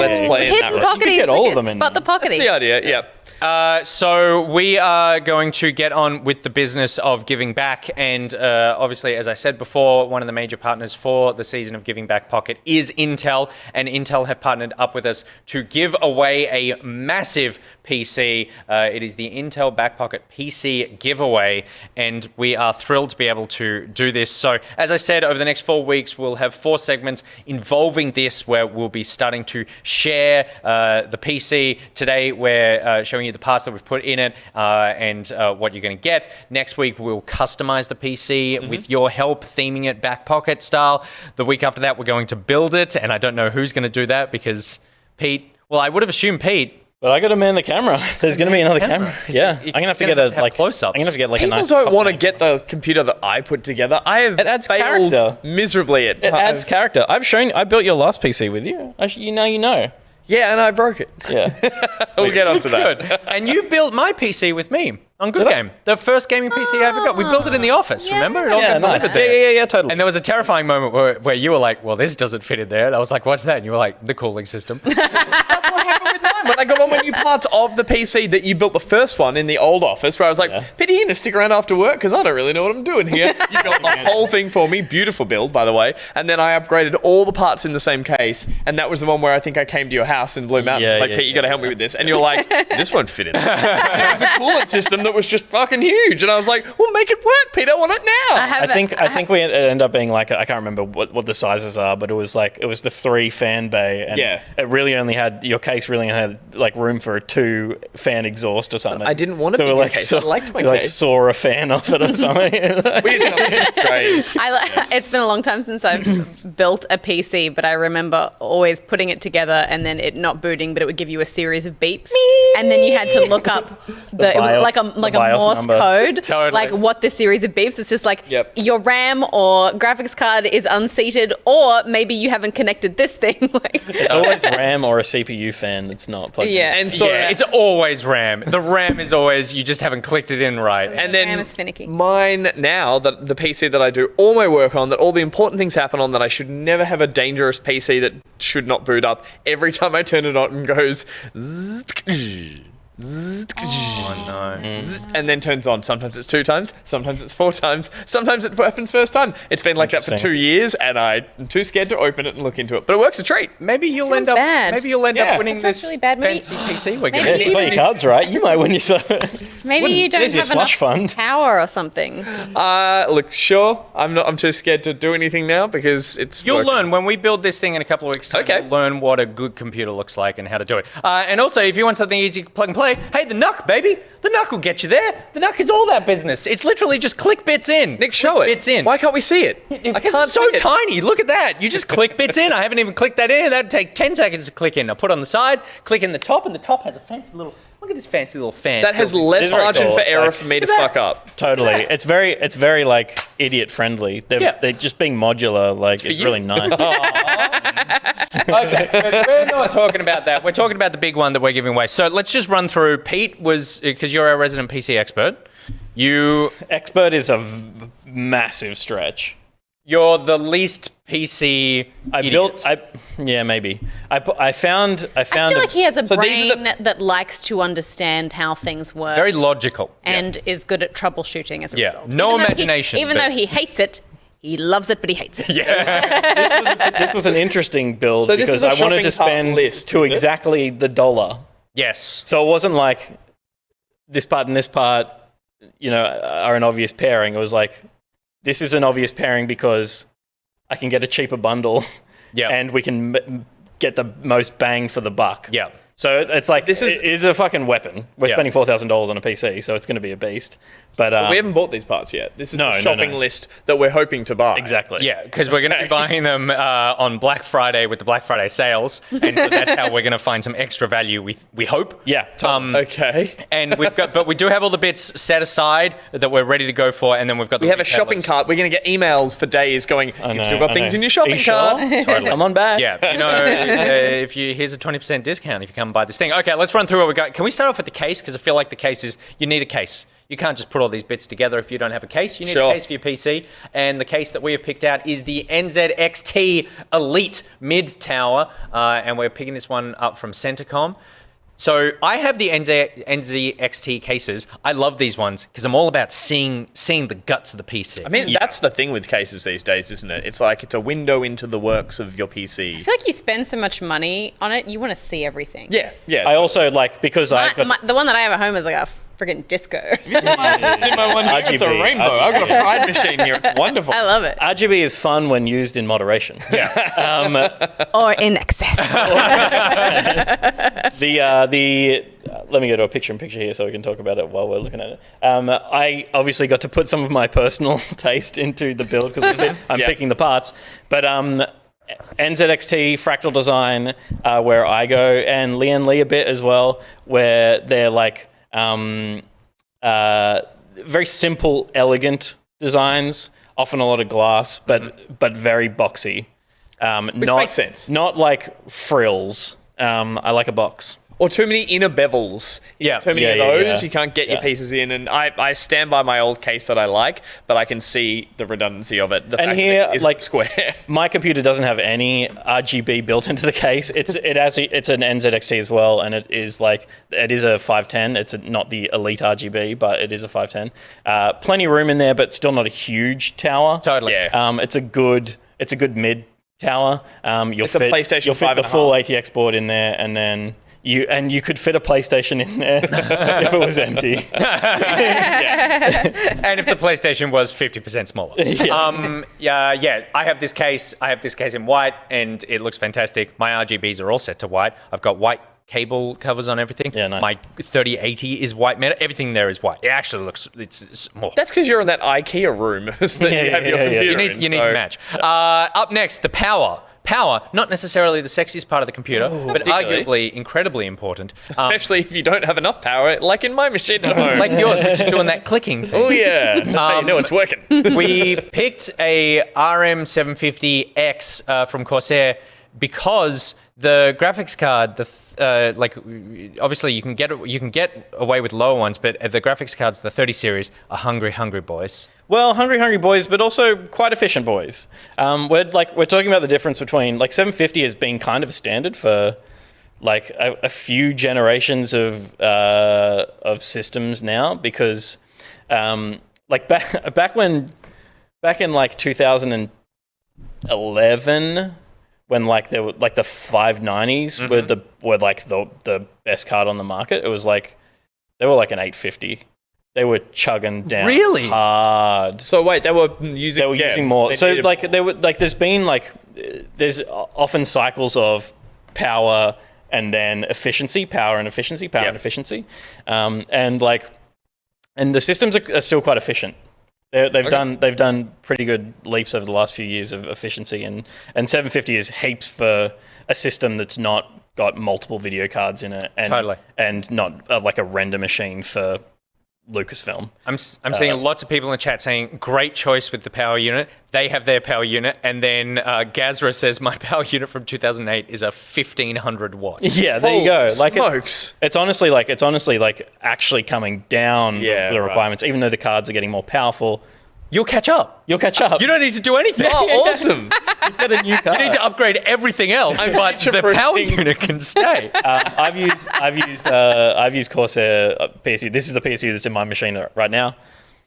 Seems to be doing the job. And Peter, how many? It doesn't have any RGB lights frills. does it have It on doesn't have any frills. It's just there to supply power to everything. Totally. And it does a good job of that. It only That's all needs we to want. focus on Gets that. you from A to B as well. And again, it's we're not going to be blowing the budget on buying the fancy PSU when we can spend that money elsewhere. Blow the budget on the graphics card. Yeah. That one's coming from Umart, is where we're picking up the power unit. The motherboard is next. Motherboard's things that I have no idea about until I get them, and then I'm like, does this have Wi-Fi in it, or do I need a Wi-Fi thing extended? Which you work out by turning the machine on and being like, Totally. apparently I'm not getting any Wi-Fi. I wonder why that is. We're getting this one from Centacom, and it's the Gigabyte Z490 Aurorus Elite. Are we going to say Aurorus? Aorus? I've been saying it for so long, but not out loud. Aorus. I've been saying that. Like aorta. Aorta, yeah. Yeah. The Aorta Elite. It's got the space for everything we need. It's got a couple of NVMe slots, and it's that's a mid-range MOBO. Again, you can go harder, and it's got more casing on it and better cooling systems in it and stuff. But there's a good amount of ports in it for a gamer to plug in all their peripherals and stuff. I have this And motherboard. You do? I, at one point, had 2 of these motherboards. What? So... add 2 to cart without realizing it No, again. I do that a lot. I thought there was an issue with mine because I put the processor on incorrectly. Not incorrectly, it wasn't. The one you got shipped had a bent pin. Or you bent it. No. I just worked out later on I was doing something wrong. I worked it out, right, okay. But I didn't want to admit that to Pete, so I thought I'd do it live on air. So I bought another motherboard. That one turned up. I got it working, realized the first one worked, and then sold this one back to a guy on Gumtree. Hey, So yeah, nice. swings and roundabouts. But but it was my fault entirely. Like most of the stories I'll be talking about in terms of any hardware here. But I had this Or one just in general. Yeah, exactly. Chad are not happy about you bending the pin. I didn't bend the pin. It was fine. I think I'd actually plugged a thing in the wrong port. That was it. Yeah. It was fine the whole time, Pete. Believe you. I'm sure, That I don't sounds like believe you. a I don't know what classic happened, but I Gus believe you. issue. and I'm sure that all the pins in that thing you plugged in just survived that, and they're all Yeah, totally. and I just checked; it does have Wi-Fi. So well done, Yeah, it's Peter. got Wi-Fi. Good Yeah, work. yeah. Good work. Most mid-range motherboards will have Wi-Fi built into them and room for everything. I'm just saying, I've been caught out before. You can get caught out. I'm not sure. I actually didn't check whether this one comes with the external aerial bits. Yeah. We should double. My favorite part about being caught out building a PC, yeah? installing your OS with a CD and going, I don't have a CD tray. You don't need to see Bootable USB key. Yep. All right, up next, the RAM. You need the RAM. So my favorite, I use this so often. Of someone I was like, what is RAM? What does RAM do? And someone described it. I can't remember who, but they basically said if your computer is a table, then RAM is how big your table is. So if you have a small table, you've got a bunch of documents stacked up, and it takes longer to sort through those documents to find the thing that you want. Okay. But if you've got more RAM, you've got a bigger spread it table, out. you can put all those documents next to each other, and then you can very quickly find the thing that you want. And I was like, that table analogy. Great That's analogy. great. I actually thought about applying the table analogy to this whole thing. And on the drive in here, I was talking to myself, thinking about all the different parts of the computer, how they relate to being a table. part of the table And then I was like, I think I'm going to confuse the viewers and I'm going to anger Intel by comparing the computer to a table. So I didn't do that. Instead, we picked up the Corsair Vengeance RGB, very important for yeah. Steph. Yeah. Pro RAM. It's 16 gig worth of RAM, and that'll do you plenty. And we're getting this one from Umart, and it is DDR4 Peter Burns. Yeah, I mean, you'd be hard pressed to find DDR3 in the store. Guess what I've got in my machine? No, I don't know. I have DDR4. In my old PC, I did have DDR3, and I was like, I need to upgrade my table. And then I bought DDR4, and then went to put it in, and it's like, this is a totally different connection. And I was like, no, I need to buy a new table. And so I did, just to upgrade Bought the a new RAM. living room and everything else. Well, yeah. So here's where the flavor comes. Your RGB flavor. It's pretty. I comes want to in. put it up on the screen. I'd like. So look at yeah, like again, I'm not super pro RGB, but I find that on the ribs of RAM, it looks sick. It does look and awesome. and you can control it however you want. Like Yeah. there's the software to set it to a color and static or breathing or whatever.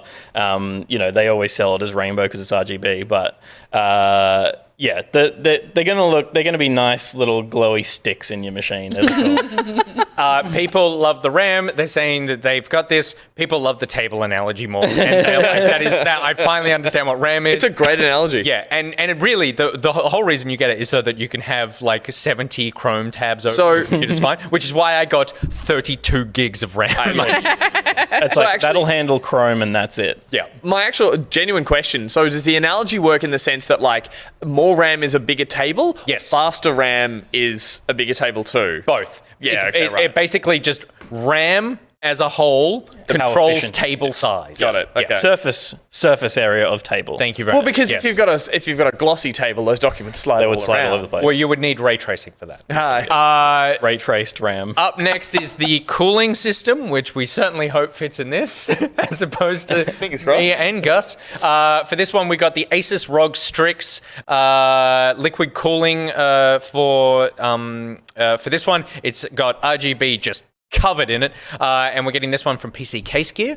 I like the fact that it looks like a pair of eyes looking at a nose. What's ARGB? Is that a new feature or a typo that I did? Very good question. Because I slapped these together and I was like, I feel like I copy pasted this stuff in. Yeah, maybe it's Alpha, red, green, and blue. It Yeah. has alpha. It has alpha see-through. It goes. You could see through Addressable. nothingness. Mason says it's the A stands for addressable. Oh, that makes more sense. Let me go to picture again for this one. Yeah, it's a 240 size. That should, in my mind, we'll do the radiator up the front of the case.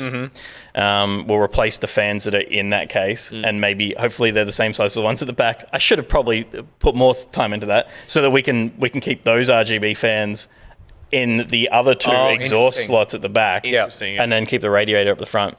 But I have a similar cooling unit to this as well, and I do love the Asus Eye. It's just a nice thing to sit over your CPU. Yeah, How fun! That's my favorite part of the build was attaching that over the processor. Like it's the Iron Man bit. That's the terrifying part. Oh yeah. Yeah, but it's Anytime they're like, apply the paste, I'm like, oh, Thermal paste. you're like, I wasn't told the paste would be involved. I remember my girlfriends and I were all watching that Henry Cavill video when he was building his PC, Yeah. and we were like chatting while we were watching it, and then my friend was like, did he not apply thermal paste? And I was like, take it back. Amazing. Yeah, that's what you get. And Chad is saying that that's going to fit in fine, Peter. Yeah. There are no concerns with this. It's just where we put it, like whether we put it on top or at the front. They said it would fit both. Peter, Yeah. I will sort that out when I'm doing it. Yeah. I also make that call on the day. I'll have more wine. Put but the I have- alcohol away. Up next, the boot disc. Very important, obviously, because this is how you boot. If I need to explain boot disc to you, then we're in some trouble. This is coming from Umart. It's Samsung 500 gig, which is a decent size for a boot disc. Peter, you didn't skimp on the boot disc. I like NVMe. a big chunky C drive. Yeah. And mine's a terabyte. It's which very should be. annoying when you run out of space in a C drive. Mine is but, continually Very. going to the red, and I'm like, it's that little clean the cache. Yeah. Make It's sure just like your downloads folder fills up over time and you Yeah, don't clear yeah. it properly It's and very whatever. annoying. But yeah, it'll be you mess like up one of those install directories, and you're like, what? this It's is filling like up this so is quick. your operating system. This is some important programs. Rock and- Wallaby says this is the seat at the table. Yeah, this is the seat. Oh, I like where this is going. This is like a few important programs, and this is your most important games that are never going to get deleted. Yep. This is Dota 2, Destiny 2, Diablo 2. Yep. All the twos. Mass Effect 2. No, it's got to be D2. You idiot. Divinity Original Divinity Sin 2. Original Sin 2. Diablo 2. We went for a Diablo 2, but let's go Diablo 2. Descent 2. Descent Re-release. 2. Thank you. Dark Souls 2. Thank you. Uh, Anyone else? I wasn't paying attention. I'm not sure what we're doing. Red Dead Redemption 2. No, Dead Redemption 2. Dead Red Just got to Redemption. kill the red. Yeah, yeah, Dark yeah. Dreams Don't Die Too. Thank you very much. Thank you. You'll have 10 games on there about. Anyone else? Everyone is still just talking about the hard drive. Dragon- Danganronpa 2. Danganronpa Donkey Kong 2. Yeah. Division 2. Yes. Dragon's Dogma. Vision 2. Dishonored 2. Dragon Soul. Is this really what we're doing with that? Camel Rage says you filled the drive 6 games ago. Yeah, totally. This is your favorite games. Yeah. 2 or 3. Yeah. They'll live on this. And it's like, you never have to worry. It's beautiful. And then we're not leaving you with just 500 gig, obviously, because we have the SSD. This is where you put the trash games. This is where you store everything else. This is a Samsung 870 internal SSD. So solid state, which I feel like the prices that you get for solid state drives now, if you're putting anything with a spinning disk in it now, you're losing We're getting money. reasonable prices now for solid states as well. Totally. And Shelf this one's reasonable. coming from Centacom as well. Totally. That's where everything else goes. The games that you cycle through, the things you'll play once, you'll These finish, are the you'll drawers enjoy. in the desk. These are the drawers. SATA 3. We've turned the table into a Make desk. sure you have enough SATA 3 cables. I Yep. didn't. That was a. You know what? You're not allowed to build this PC. Thank There are God, too many wow. stories coming out of this of like, I didn't have this cable. This didn't Yep. fit. Pins. But I feel like those are all valuable lessons that we've had to learn over the years. That pin's until in you the way. get sponsored by someone who delivers a PC for you. Yeah. Well, wait, it's totally. And now I feel like I'm Marie Antoinette. I'm just like, I haven't built a PC in years.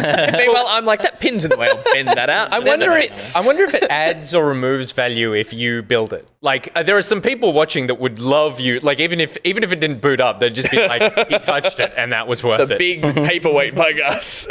All right, this is the thing that is the least sexy. It's the OS. You know what it is. It's Linux. It is Windows 10.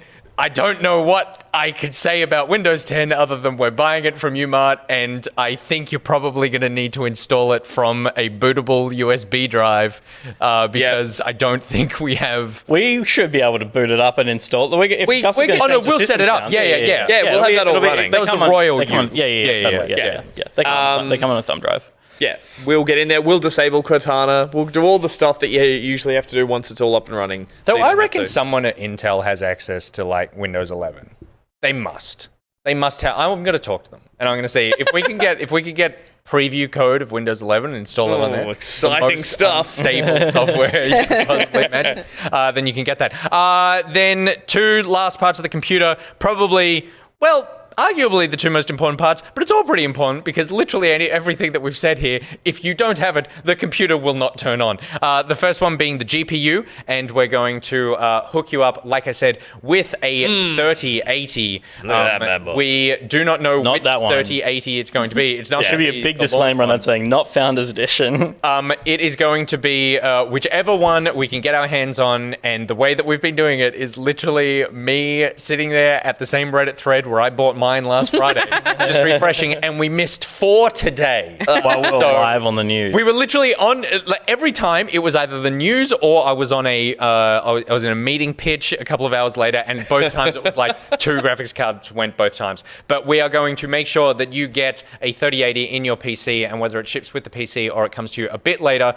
If you already have a graphics card, then let us know and we'll just ship it to you without it, and you can put yours in. If you don't have a gaming PC and you win, then we will give you my personal old 980, which will run whatever you want, not at the greatest expectations. But let me tell you, when you play a game on that, and then the day arrives when the 3080 turns up, You're not going to have any you aren't gonna squint moments. no. You're not going to be sitting up there like me going, no, it was kind of reflective before. You are going to feel that difference in your loins. So it is exciting times for you, whoever wins this computer. And then finally, we need a processor.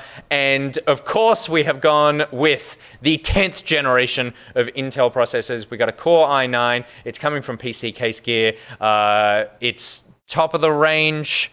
Just about. Just about. Yeah. I think we're one below. Yeah, it'll be the 10850K, I think, is the As string. opposed to the 10900, I think, is the top. And you pick which Avenger it looks like. Yeah. And then this is in the computer analogy. If we go, so we've got the table. So I figured that the processor is actually the person sitting at the table, because Not the lazy Susan supplying all the...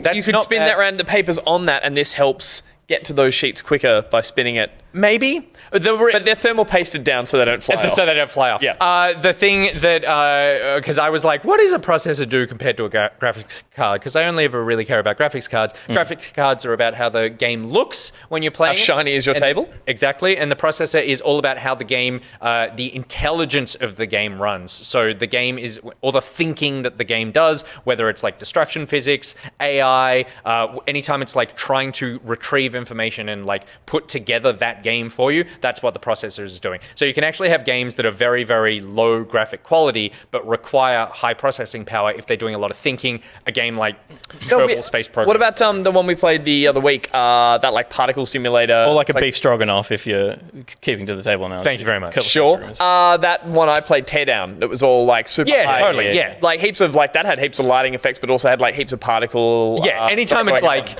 we put this here, and then because you turned up, it's now over here, and I need to remember where that is. That's your processor.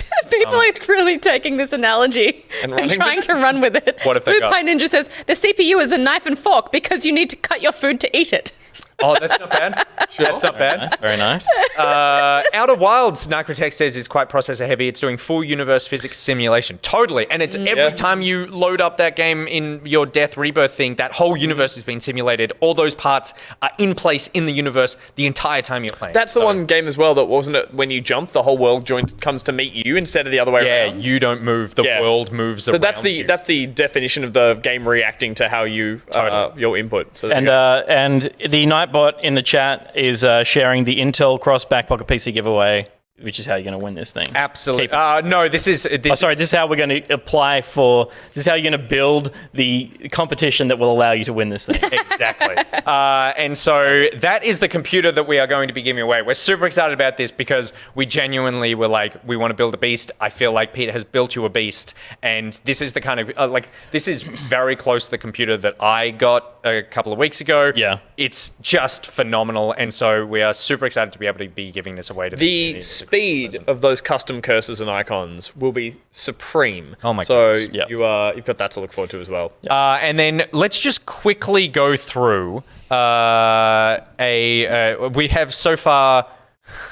All right, so these are the people who've entered with ideas for a contest that we will then run for someone to win this machine. Absolutely. Right. So far we have over 100 suggestions for entry mechanics. And the winner of this will get themselves a prize as well. So the winner, so we're not going to pick the winner on stream now because we're going to need to actually pick the tires on some of these ideas and make sure it works really. Yeah. But when we do pick it, the winner is going to get themselves this Corsair headset supplied by Intel. You're going to get an Intel hoodie, an Avengers giant mouse pad, and we're going to buy you the game of your choice on the platform of your choice. Which I feel everyone's going to say Demon Souls because it's $120. Everyone's just going to go, what is the most expensive game I could get? Even if they don't have a PlayStation 5. Exactly. Like, they'll just be like, good value for money. Yeah. I want to read out, but I do want to just quickly read out some people's suggestions here. Geordie Todd said, a great back pocket Christmas bake-off. Christmas pudding or gingerbread house or just a Christmas decorated, Christmas shaped or decorated cake. Nice. Potential bake sale to fund another year or month depending on quality for subs. So people would send in pictures of something they have baked as a Christmas treat that is back pocket themed. Wonderful. Which I very much enjoy. And not taking inspiration from the cookbook that we featured on the last post show. Which genuinely, please don't even say the name of it because I really feel like that's not sponsor safe. But that book is coming and I cannot wait until it's here. We have Jazzles suggested a back pocket themed Christmas light decorating competition. Oh, wow. So you also get the added bonus of free drive-by advertising for all the people looking at the Christmas lights. Yep. Lovely. So make it's a labor-intensive competition. That is. It's a $4,000 computer. Yeah, but could have some solid results. With RGB that they can add to the light, they can just put it up next to the window and turn it on. Absolutely. And then, and I do like this one, rewrite a Christmas carol. So this is from Princess Jingles.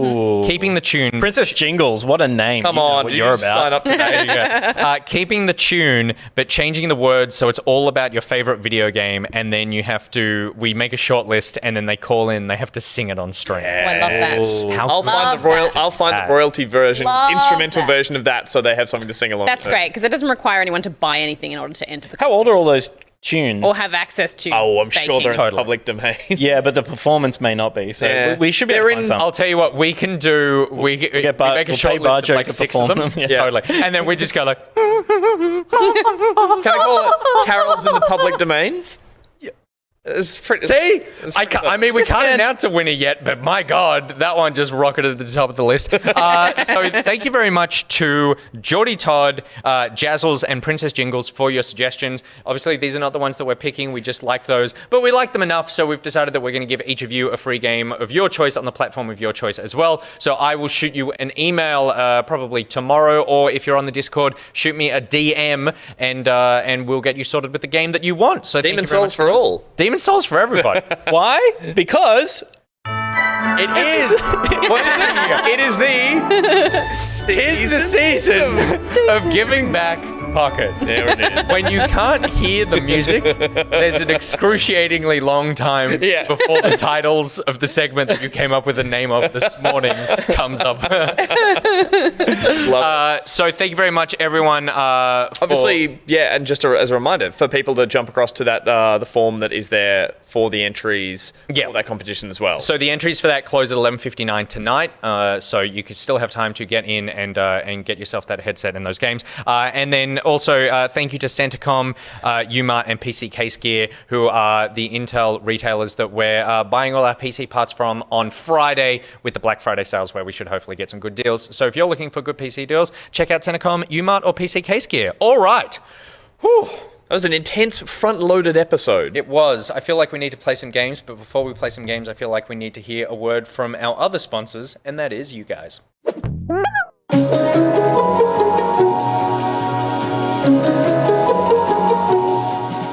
We are almost out of words from our sponsors, which is one of the specific tiers we have on the Patreon. I think I think the issue is like a sense of pressure that it has to meet a certain standard. It doesn't. It absolutely doesn't. Not enough pressure. Maybe you need us to put the pressure on, to lay it on thick. Sense of pressure. Sense of pressure. Sense of pressure. Pressure. Pressure, pressure, pressure, pressure, pressure, pressure, pressure, pressure, pressure, pressure, pressure, pressure, pressure, pressure, pressure. A sense of pressure.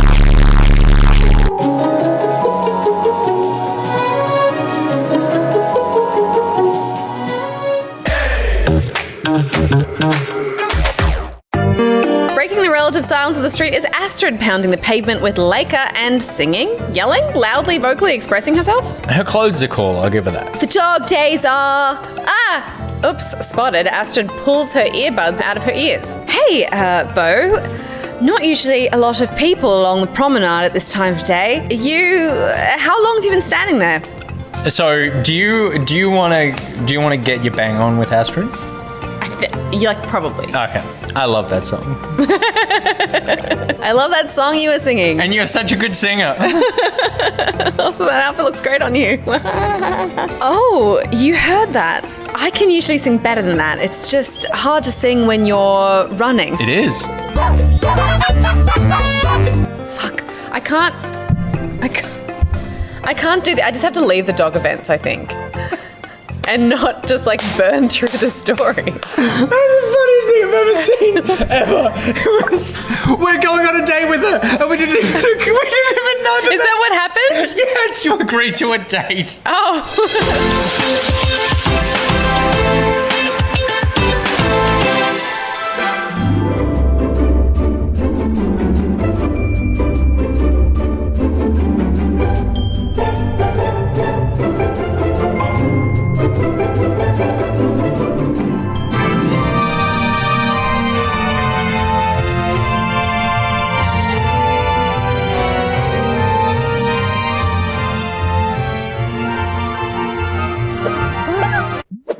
Welcome back, and that's right, we've got more Best Friend Forever coming up for you next week. Very enjoyable. Gus, what do you think of that one? I thought that was quite a full-on outfit that she was wearing, because all the other outfits that everyone wears in that game are quite conservative. I don't think you said That was full on. mean. The guy can't handle it. He can't handle it. I thought it was a sexy-looking outfit by that There you character. go. Thank you. I was Hey, like, that's a sexy Look, outfit. I agree. Yeah, I do. I'm the one that's pushing to bang her. I wasn't really watching it. I looked up and I'm like, that's a sexy outfit. And everyone just went, pfft. And I'm like, Nick what? wanted the other one.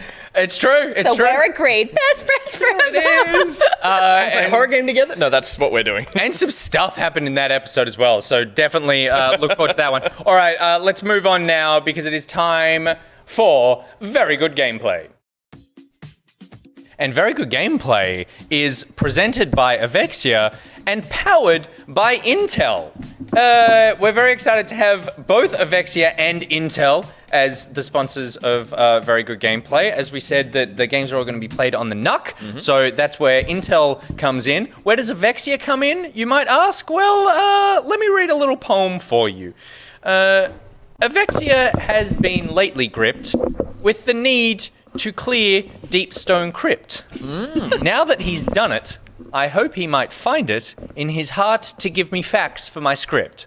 Because once again, despite multiple weeks of pleas, the man has provided me... Thank you very much. I'm proud of that. The man has provided me with no more information for my poetry. And so my poems are now just entirely asking him to give me information for my poem. Have you thought about reaching out for incriminating photos? Because that seems to work exactly a lot better. Yeah. Didn't he say that he sent you a message somewhere, maybe on Patreon or something? And I don't read that stuff. Not from him. No, not Avexia. My God. sure he did. Maybe he did. I don't remember that. Avexia, you and I would talk, because I did let Avexia know that he was in, let's be clear. He was Intel are joining an esteemed company with Avexia. Yeah. But I did reach out to him today to say that your segment has been co-opted by one of the biggest companies in the world. Are you okay with that? And he was like, yeah, that's fine. But You're owned by Amazon now. but I'm excited because we're going to be checking out the Pathless, which Gus, you were speaking about a bit earlier, and I'm glad to not be playing it on my phone. Is essentially what I'm saying. Now. How's it going to feel now being with a controller? Well, we're playing it on a small device but it is not my phone. We're playing off the Nuck, and there it is. Have we already kicked this off? I literally booted into it Cool. to make sure that like the sound was. Well, I've already played it, but I really thought, Steph, and you knew more about the game than I did. I thought you should be the one to have a play of this game because I think you'll really, really like it. You okay? I got my glasses once I realized that I would be doing this. So. That's why you're off screen for a moment. Yeah. Yeah, so... so I'm- yeah, That's fine, go for it. that's Okay. So the takeaway I had from it, without spoiling anything, is that it is really lovely in the sense that it's quite cryptic. It doesn't front load all the exposition or anything like that. Legends say the curse spread from the ancient isle on the edge of the Glasses are world. doing the trick. Where I had to read smaller letters than this at the optometrist. May have gone to the isle to stop the curse. None have returned. It's moving quick. The hunter makes the journey to reclaim the light that has been stolen from the world. I like the glasses added 30 years as well. And the best thing is the hunter is on the island. Sorry. No, I was saying. What were you saying? That I really enjoy. I think I was talking about it the other day. I think we were talking about Assassin's Creed Valhalla. And I was like, I really love my games to just shut up and show me at the start and not talk, not run me through tutorials, all that kind of stuff. And so this was a lovely just balm on the games I've been playing in the past couple of weeks. I love seeing very diplomatic. I love seeing how you like learning, because you and I, we've worked together for years, but we never really spoke about games a lot because we didn't do a lot of like No, we did a lot on-camera more, stuff like- together like Yeah. that. It was like, hey Gus, can you put this 2-2 on? On it. I'm already in one, mate. All good. And learning how you really don't like when games kind of hold your hand and go like, this is how we want you to play it. Like you're so much, for someone you're quite ordered in your real life. You're very. I get enough of it in my unstructured. real Yeah. life, Whereas I'm the opposite. My life is quite sort of like free flowing, and I just like go with it. But in games and stuff, I'm like, show me She your jumps system, so show me high. your icons. You're like, press X to feel this way at this time. Look how high she jumps. and that is a standing jump. She's Yeah. like a jumping bean. So these are the crystals that are sort of populate the world, and there you go, just using right trigger on it.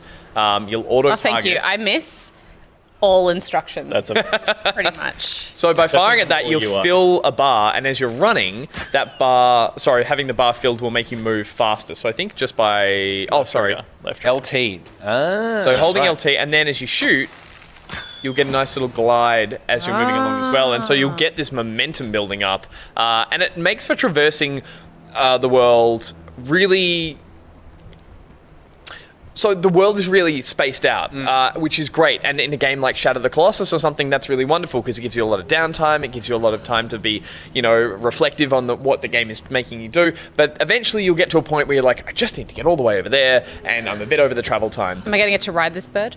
Not directly. But the nice thing about this is that you could walk slowly, or you could hit these crystals and you can just glide your way up their journey style. Someone in the chat, Unisaur said, anyone know where to find this game on PC? It's on the Epic Game Store if you want to play on PC. What is it about beautiful indie games obsessed with birds? An archery glove.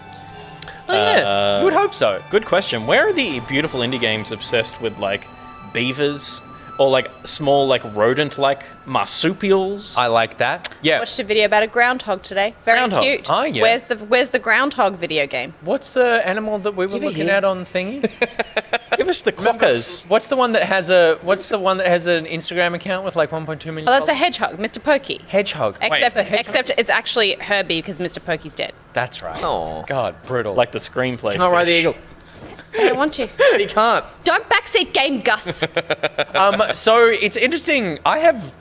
There are not many third-person action games where you are this small and this pulled out from the character. Is it because? Yeah. I'm glad I have my glasses. It's interesting that like, you are the only splash of any color other than like you're the only warm splash of color on the screen. Isn't Yeah. it? Other than that bird. Other than that freaky bird. Giant bird. When you do awaken, Other than indie game The Bird. when you do awaken the big bosses, that you've gone to the. Let her be. Oh my God. She's doing the thing that you do, and you're doing the thing you hate. I know, I hate it so much. You're being a tutorial for her. You're Let her swim. UI getting in the way right. You're a was like- Ubisoft game right now. I'll dip to black and put her back where she needs to go. I'm like, you're not in the right spot. So is the reason that it's so pulled out because you are like obviously it's quite far away to get Zooms in when you get these- speed though. I guess that like increases the sense of speed. you Yeah, have. right. Okay. That's cool. So when you progress to some of the bigger of the actual fights in the game, a lot of them take place.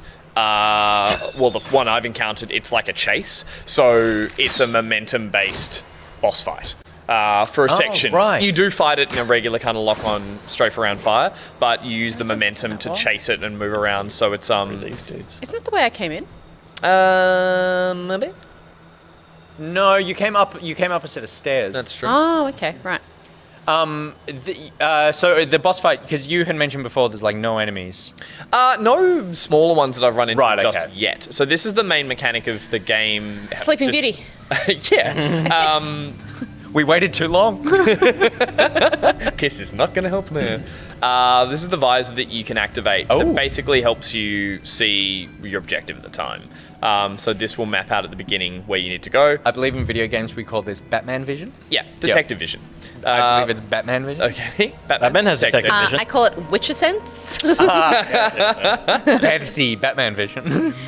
It is funny when other games then do it like, again, I mean, I guess it's the Abstergo thing, but in Assassin's Creed, it's just like press trigger to pulse and you just go boom and just have a look at everything around. Totally, yeah. But heed caution, those who wear the mask may never see the world the same way again. Oh. Detective ring. That's like when if you wear lenses that flip your So you vision. should be able to go back. You know, you can like get a pair of glasses that have a lens in them. Oh, through Just here. glass, but it's shaped in a way that flips the image. And Right. so the human brain, your eyes see everything upside down. And the human brain flips it the Yes. right way up. Yep. So when you wear these glasses that do the reverse, your brain eventually gets used to that flip and flips that again. Yeah. The brain is an amazing CPU.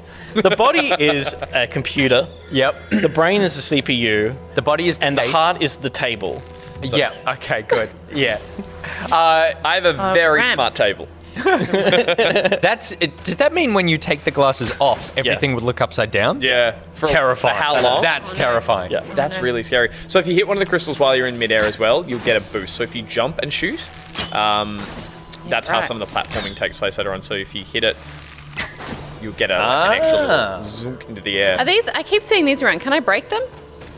I haven't worked that out yet. My phone got too hot. Video games in 2020. Yeah, exactly. It looks lovely. It runs very smooth. The sense of speed. I do find that sense of speed is very difficult to convey in games properly. There are little notes and stuff left around, I believe, as typical in any kind of like forgotten dark Can I realm. ask, Angus? Yeah. How do you feel about the font? Hang on, we'll have to see something here and again. I didn't mind it. It's a sans serif font. I'm okay with A that. bit basic. No, I'm okay with that. If they'd done a serif font, I would have uninstalled. Oh no, that's right. I was like, but you don't know anything about fonts, What have and you that's got? not true. What have you got against serif fonts? Did you know that's that? that's just fanciful stuff for no reason? But they've done studies to show, and I know this from my writing course, that serif fonts are easier for the eye to read at speed. I'm sure they are. Yeah. I predominantly use font and typeface in design, and it is much more difficult to get a serif font to sit where you want it and behave. That's because the eyes see serif font upside down. Oh, fuck I like that you said it's just fanciful design for nothing. just- I was like, you're a That's graphic design. designer. I know, and I hate text. I hate font. I hate text in my design. It's always the hardest thing. That's right, and to it's lay not that out. you. Yeah, And I can't you don't, spell. You don't hate fonts. You dislike text layout. That's Yes. where I need to step in, and I'm like, none of this looks good. I in how design you put- pretty pictures, and then I have to put words in them, and Yeah. I can never put the words where I need to put them. Serif is better on paper. Sans serif on screen. Apparently, That makes There you sense. go. That makes sense. I'm with you there. So if you can keep linking them the whole way through, you build that bar up underneath. yeah, look at you go. So it's kind of like you built get that into like bar up, almost an right. arcade thing. There you So go. the Now path, you get the path is designed by like where they. Well, place she's these pathless, but she seems to be finding a path now. Well, that's what I find is like it's kind of So like a bit of a jump when you do that. Oh my God, Steph. I find it a bit like wait, was this where I just was? No, so you're unlocking Different. 3 of these, but you don't have the right token.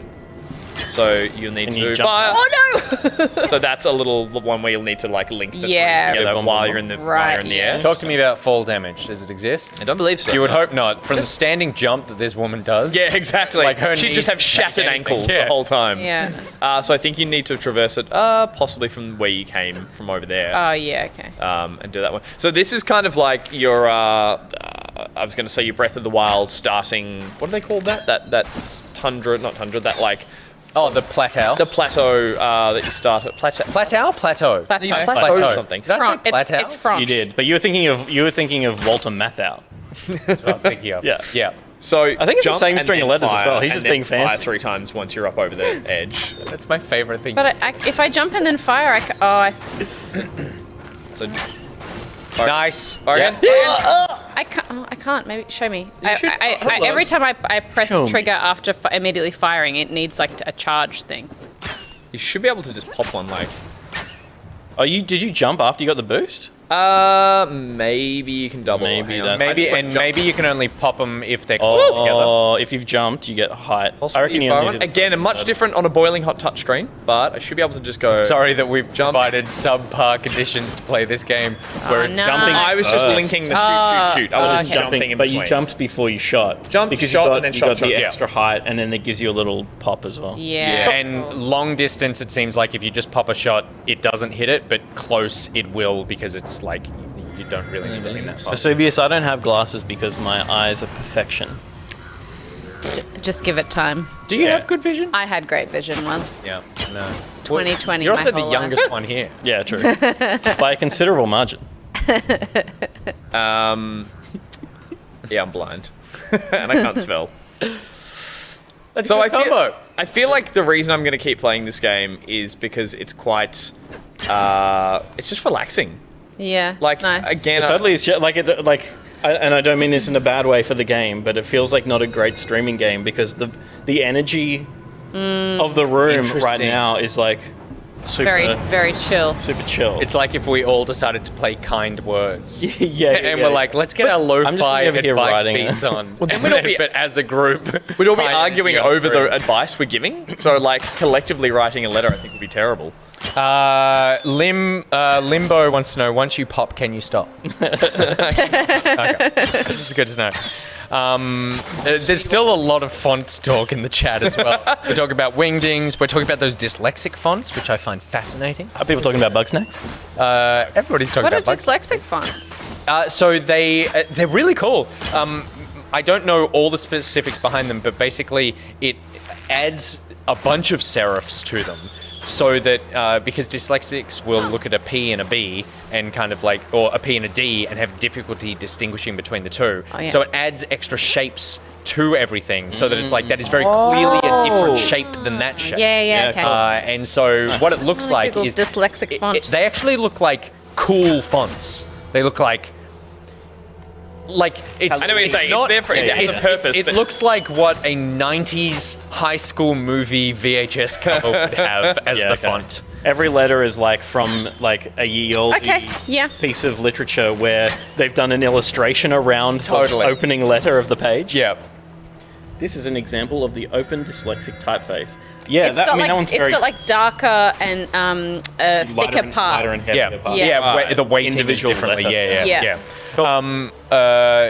We are talking about fonts. I also just want to say I'm sitting next to the Nuck right now. Making any noise, making any heat? Whisper quiet. Is It's whisper just, quiet? Can't hear a thing. Not even sure if it's on, but I don't want to Sure we're unplug it running that? because I'm sure I can't believe how tiny it is as well. Sorry. I can't believe how tiny it is. There you go. It's right there. That's the whole thing. Look at that. Look at all the imagination that's powering in Gus right now. You think that you play games on your phone like a chump. Okay, I love this. I definitely want to play this. I think you're right. Like Zen at home. This is like I've played some Cyberpunk. Well, not yet, but I will. Yeah. I played some Destiny. I've gotten smacked around in Dark Souls, and just before I go to bed, I need a 15-minute cooldown game. That solitaire thing a couple of weeks ago, that's what I was playing for a little bit. Yep. This could be a cooldown game of shoot some things and collect some things. And I'd like to hope as well that, as I said, I've done one of the little boss encounters, but it's a cool, I don't want to say puzzle, but it's got like a nice flow mechanic to it. And I hope that there are those elements in between. Do you remember in Journey how in between stages there were just those moments where you just ride and just glide down and enjoy the movement, that kind of thing? I hope that there are some, there's a big puzzle element to this. I'm just burning through the 2 puzzles that I did at the start, but I hope there is in between that just those beautiful moments. I just want to show you quickly getting to the eagle and then we'll put the controller down, but there we go. So yeah, this looks like the starting off area. Then you're shown there are other sort of cursed areas that you need to free the beasts or kill the beasts. I can't quite remember. The bird? those are 2 very different things. Yeah. Well, again, Shadow of the Colossus vibes, where you're like, did you kill the? You did. You killed all the Colossi. Yeah. They were really beautiful. It's just like tragic and God, that the game's real enemy. amazing. And you never forgave the game. Why is that game's in my top 3 of all time? I always forget about it a little bit, but Who remastered that game? Bluepoint. Yes, they did. What else did they remaster? Yeah, all right. They did Demon Souls. They did a very good job. They do good work. So if we just find the eagle, let's use Just eagle look for the vision. biggest thing there. This actually, it was a lot harder to find on my phone. So I'm really happy that I'm like... Is it on Apple Arcade or? It is Apple Arcade, Right, okay. yeah. Did you resubscribe for that, or have you still kept the subscription going? No, I had to subscribe for that. I also to check out a couple of other games that are on it, just in case. But it's interesting to play a game, as I said, that's really processor intensive and be like, this would be great if it was cloud based, and I'm not using all the grunt of the phone as well. Yeah. Apple should offer a thing where if you subscribe to all their services, you get a mad discount. Like the Amazon Prime deal. It's a rundle is what you're asking them to do. Yeah. It's a recurring service bundle. And they do in the States, and it's not good. Yeah. Like value for money? No. Yeah, okay. Oh, look, he went translucent. There you go. He got some of that alpha RGB going. So the cool part about this is that this, I think maybe just past here, so we won't show it, becomes your companion. A big part of the trailers that they're showing off is that you have the eagle as your companion. And you know what? No, we're going to it. It's just around the corner. This is for Steph. You know what? If they replaced all the warm tones with more purples, it would be Avexia's logo. That's true. That is true. This is a very Avexia game. We could just change the color or something on the TV. Yeah. And then point a camera at the TV. Yeah, it's really. Hey, same bird, different bird. It's a dove. Okay. Right. Oh. Is it a dove? Looks No, more that like does an not eagle. have that. It's definitely That does a not bird. have that. Definitely I'm a sure they'll do it a vertebrate. different way with this controller, but just a little bit of story, and then we'll leave it there because this is a good point to put it down. So evil. What? Ganon.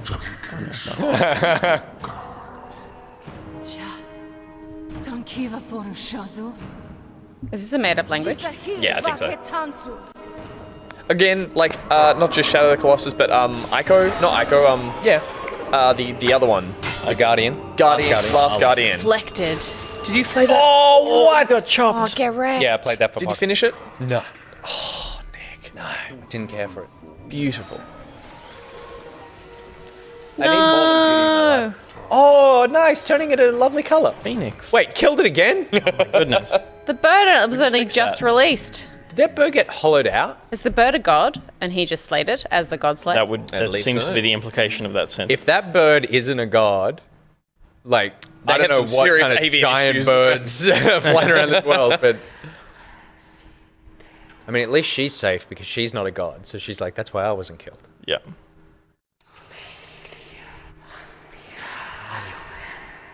God, I can't believe you didn't finish Last Guardian. I'll never finish it.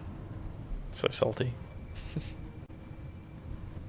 Do we have to turn that thing blue? I reckon that's what's gonna Red happen. bad, blue Red good. bad, blue good. Except red on you, good. Red on you, okay. Red Yeah. everywhere else, bad. That's right. Porco Bishop says Nick sees an emu. If that bird isn't a god, Look at the size of these god eggs. very cool. Okay, Yeah, no. great. Hang on. Oh, sorry. hang on. Sorry. It's just, there should be a way that you interact afterwards with the said god bird. Sorry, the emu that you get to call your companion. Do you climb in its hollowed out eyes, make a little home? No. Oh, the look you gave me, you were like, how'd you know? Like, how did you come up with such dark, twisted Because theories? it's a house-sized bird. You don't let good bird bones go to waste. Bring back the light. I grew up in the country. Use every like the part of a animation. bird. I like her design as well. I think Yeah, she's cool. it's nice. Do one more jump. It's so bouncy. Oh, and I have to press B. Tiny bird. Oh, baby. No. It's like Ori. Oh, is it going to bond because it thinks it's our mum? Apparently that's total bullshit. I want to Really? see the Yeah, baby. we've all been lied to. You can pet the eagle. Oh. Careful now. Best friends. Oh, yes. Oh. Manageable. From the sized ashes bird. rises a phoenix. Pet the eagle to restore its strength. Do it, Steph. That's how we restore Scotty's strength. That's true. I just thought this was really nice and like. Did you get to do? That's was it beautiful. Did you get to do it? Yeah, you did actually on an iPhone. You got to lovely. rub around. I was like, so apparently this is the thing. The Lovely. more you use Good the sense of bird, bird chest. yeah, there. that's what I Yeah. thought. The more you use the bird, I think it gets sort of anxious and stressed, and so as you use its ability to, I think like I didn't actually get much further, but it's like you then have to use this as like an actual mechanic to calm the bird down, which was quite Yeah. nice. That is Yeah. very cute. Well, also, if you your watch best Best Friend Forever, do not let Steph anywhere near having to console video games. It's just not. It's just not optimized for controller very well. Really is. Fair enough. So then if you hit B, yeah, I think then it's like it's a like Your companion. yeah, it becomes your companion that you can use to solve puzzles, etc. I love it. LokiCat says, never letting Nick Boy near my bird. We all know how you feel about your bird. Oh, it LokiCat. hops along next to you. Oh yeah, wow. Very cute. It's like Pokemon now. You got a little Pidgey. Yeah. A little Pidgey. Cool. I love it. That's the Pathless. All right, I'm going to have to check this one out. Thank you, Gus, for bringing that into our lives. Not at all. I appreciate you very much.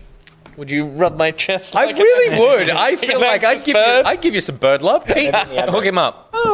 Thank you very much as well, of course, to the wonderful Avexia, and thank you very much to Intel for sponsoring very good gameplay. We also thank you for the Nuck Extreme. If you want to pick up your own Nuck Extreme PC to be able to run games like Pathless and many, many more, then head to PC Case Gear and be able to check it out there. Like we said, all the complications that we're talking about putting that PC together in a couple of weeks' time, those are stripped away, and it's literally like click in 4 bits and you are good. It'd be a very short competition if we were just putting one of them together versus the monstrous task we've put ahead of ourselves. It wouldn't have the comedy of knowing we No. just ruined $4,000 worth. Me thermal pasting things to my arm. Yeah, exactly. What have I done? We are going to go to a very short break where you will see a new commercial that we have made, and then we'll be back for a very quick talk through to round out the evening. Are we calling it talk through?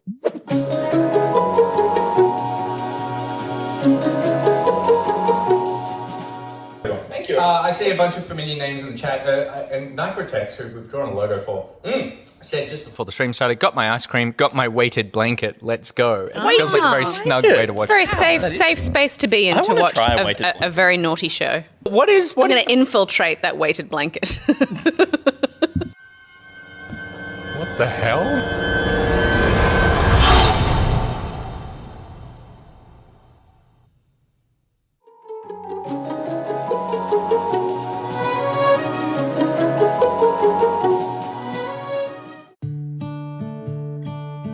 You know, my cousin got sick and the hospital bills are through the roof. It really got me thinking, if I ever got sick, what are we doing to protect our future and the future of our family?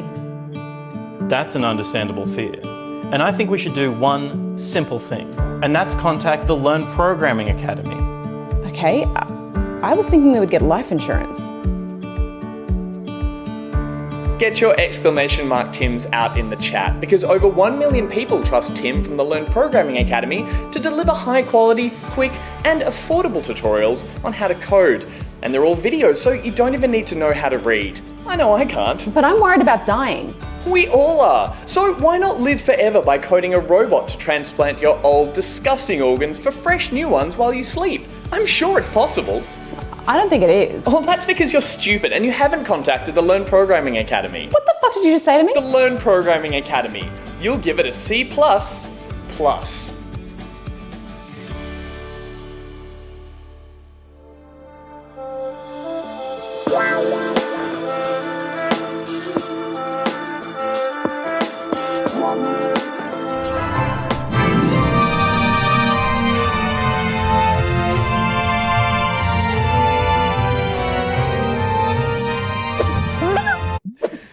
you very much to Tim, as always, for being such a significant and wonderful sponsor on the Patreon for Back Pocket. And well done, Steph. Pete, fantastic. Gus, fantastic. As always, incredible work on camera. But Steph, you really, the gamut of emotions.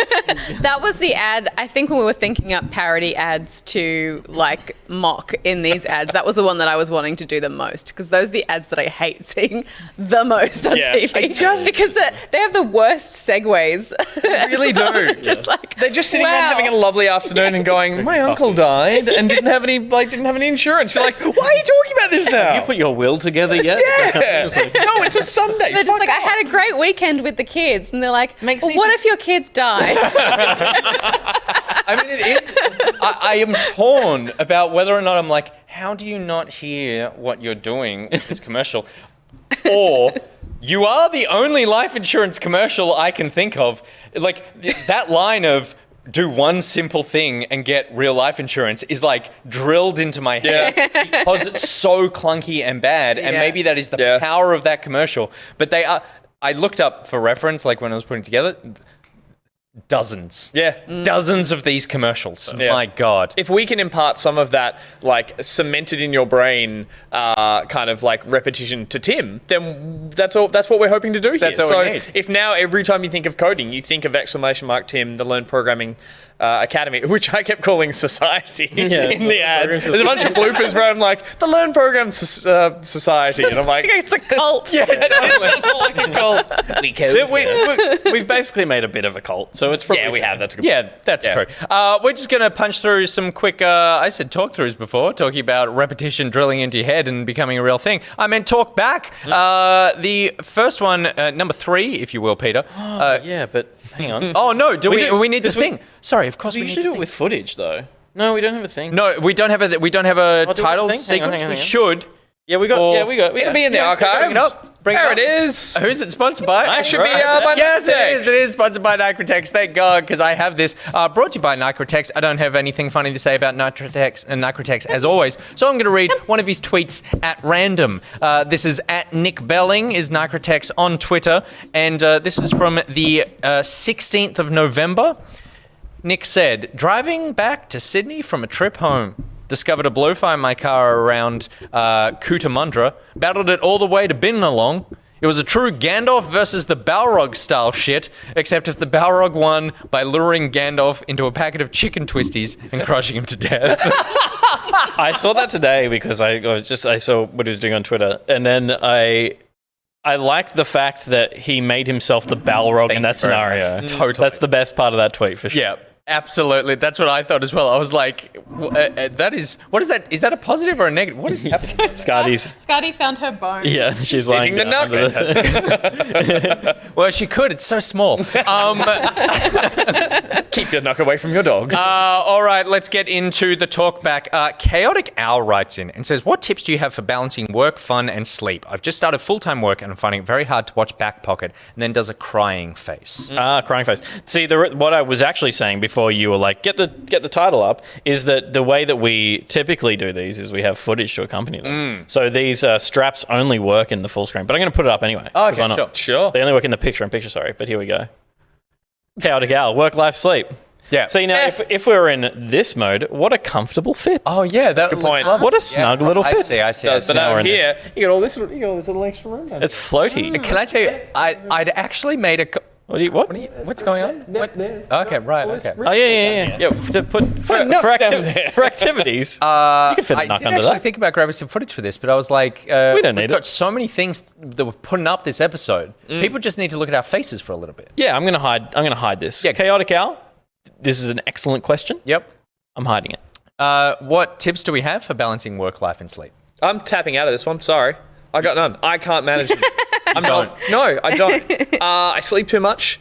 I work too much. And I probably don't play games the way I should enough. What was the third thing? Fun. Life. Oh, life. I thought Work, life. Work, life. No, work, fun, sleep. Oh, Work, fun, and well, sleep. that's not what the. And I don't. Gaming is life, Pete. Yeah. Gaming. I don't. I'm as of 2020. I know people are all using it as an excuse of like, what a shit year and everything went bad. But I as much fun as I've had, I've not managed my time well this year. So I have not got enough life in. I've gotten too much sleep in, and I've only juggled that with work. So Stephanie, tips please. I've written you this letter. I need you to write me a letter. I am the chaotic owl. I think the thing that I've been trying to work on most is the sleep part because we just fell into, I think just because we've been working from home so much more this year, our sleep cycle, and this is the bad thing, is that we're a bad influence on each other. Totally. And we tend to follow the same patterns of behavior. So if one of us is staying up late, then the other person uses an excuse to stay up late, and then we just stay up later and later and later. Yeah. And so And it was getting bad before daylight savings. Yeah. And so we're going to bed at we were getting into bed at 1 a.m. And then so it we was were asleep and then by, daylight savings 2. hit, and it was like, well, now we go to bed at 2 a.m. That's Yeah. what the body says. And I find it really hard to switch off when I go into bed. So I'm always on my phone, and I've tried putting my phone in a different room, and it's so hard. I ended up going to the doctor and just getting melatonin tablets. Really? Which just activate your natural sleep hormone, because I just couldn't solve it. But Wow. it's like the best. So I recommend that. See you, it's doctor. it's not like a hardcore drug or No, anything. no, It's no, literally just like Sorry. I guess I have one tiny piece that relates to that advice is that the one thing I was dealing with is going to bed too late. And Yeah. for me, exercise helps that. So I do exercise in the after. If I can get a session in the Totally. evening, even if it's 5 or 6 o'clock and I'll go to a class and do something, I'll get tired. I'll wake up over dinner and everything, but then at 10 o'clock I'm down for the count, and I'm Yeah. happy to make sure I go to bed then. Because if I make it through that and I'm awake again, that's then I'm such a done. good point. I have not been exercising at all, and that always makes me more But it's tired weird that I and do it sleep now better. more knowing for the sleep thing than I want to get fit or something. It's like, no, this will put me down. I think the way that I combat the life versus work stuff is that I schedule a lot of stuff really far in advance. So I get to a point where I'm like, I feel like I haven't seen my friends lately, or I feel like I haven't had enough social time. So I'm like, let's plan some stuff. In 2 weeks from now, let's go see this movie, and then let's plan a group picnic or something. Does it surprise you? Do you go, oh, I forgot I had these things? Sometimes, but I feel like I look at my diary so much that I always see it coming up. So yeah, I make a point of Diary. scheduling fun things to do with other people. Yeah. So that even then I'm kind of organizing my life around that stuff to make sure it happens. Scheduling is so good. It's literally that thing of just lock it in. Once you lock something in, then you do it. And if you just constantly think, oh, I've been meaning to do that, and you don't get around to it, and you never do. Is that what you do? Sorry? Is that what you do? Lady Faraway said melatonin. Maiden Muse says melatonin gave me nightmares. Could not deal with it. That is a side effect. Oh, shit, the sleeping drug gives you nightmares? Sometimes, yeah. Fuck off. Not necessarily nightmares, but my doctor described it as vivid dreams. Yeah, right. So sometimes they're good, sometimes they're bad. I haven't had a... vivid dreams anyway. Yeah. Okay, right. The Yeah. amount of times that Steph wakes up in shock, you've been stabbed, Yeah. you stabbed someone. Last night, Stabbing. Last night I had such a specific and weird dream. I almost you told you remember about them it. all? I remember them all. Last night I dreamt that I had to go to the doctor, but specifically the medical centre in Green Square, where we lived 5 years ago. And we were both there together, and we were there for hours and hours and hours. And so we started playing Monopoly, which they had in the waiting room. But there were these old ladies who were also waiting there, and they kept messing up the board. And I remember getting furious. And So you I were stabbed them. and you were like, they're old ladies. Give them a break. And I was also, like, well, I've been waiting Monopoly here for people hours, and I just want to play the game properly. And then I finally saw the doctor, and I was like, I had to wait a really long time, and then I left a really narky Google review. This is your dream? This is I was about to say, my this- dream. And then I woke up and I was like, what an odd dream to have. This is just what I did today. I'm not, quite a bad scheduler. My partner's a very good scheduler, and so that balances that out. But I do, Partner. yeah, big time. But I do think that Steph hit on, or both of you kind of hit on the thing, exercise and sleep. So, but particularly sleep. If you sleep better, you will just have better days. Everything about all of you will just be a happier person. You will find balance because you have sleep. I am terrible at sleep, awful at sleep. I sometimes sleep 3 hours a night, and I have I have to get up at between 5 and 6, depending on when the kids wake up. So, I can be terrible at that. But, last night, I was nearly falling asleep on the couch, and I was planning on going downstairs and playing, 3 hours of games. And I was just no, I have to go to bed, right now. So, whenever I do that, that is actually how I feel better. But my tip for balancing all that stuff is that I think that we, in modern life, we find that we add a lot of things. We are constantly adding things to our lives, and we are rarely removing things from it. So the more things like games, movies, like Netflix, the more streaming services you sign up to that have good shows on it, the more hobbies you take up, the more like things that you add to your life are rarely, at least for me, I find I rarely replace something in my life with those. I'm just like, to it. Like I now watch like religiously for sports. That could be a full-time job, but I somehow squeeze that in generally as I'm doing other things, and I never lost. So the thing that I found, an in and an out pile kind of thing. Totally. And the thing that I found, and again, like most of my stories comes back to having kids. When we did that, and it's have kids. No, I didn't write that one. Is to be okay with the fact that you can't experience everything. Like, actually, that release will help you a lot. And the thing that I released first was films. So I am such a film buff and movie buff, and I love them. And then when we had kids, and it was just like, we don't have the time to do this. And we barely watch movies anymore. We sometimes watch things that we're really excited for, but we used to watch like 4 or 5 movies a week, and now we might watch 1 a month. And it's like, I just let go of that. I listen to movie podcasts. I listen to all the spoilers. I like vicariously consume this stuff, but you have Gus to explain everything. To spoil every film.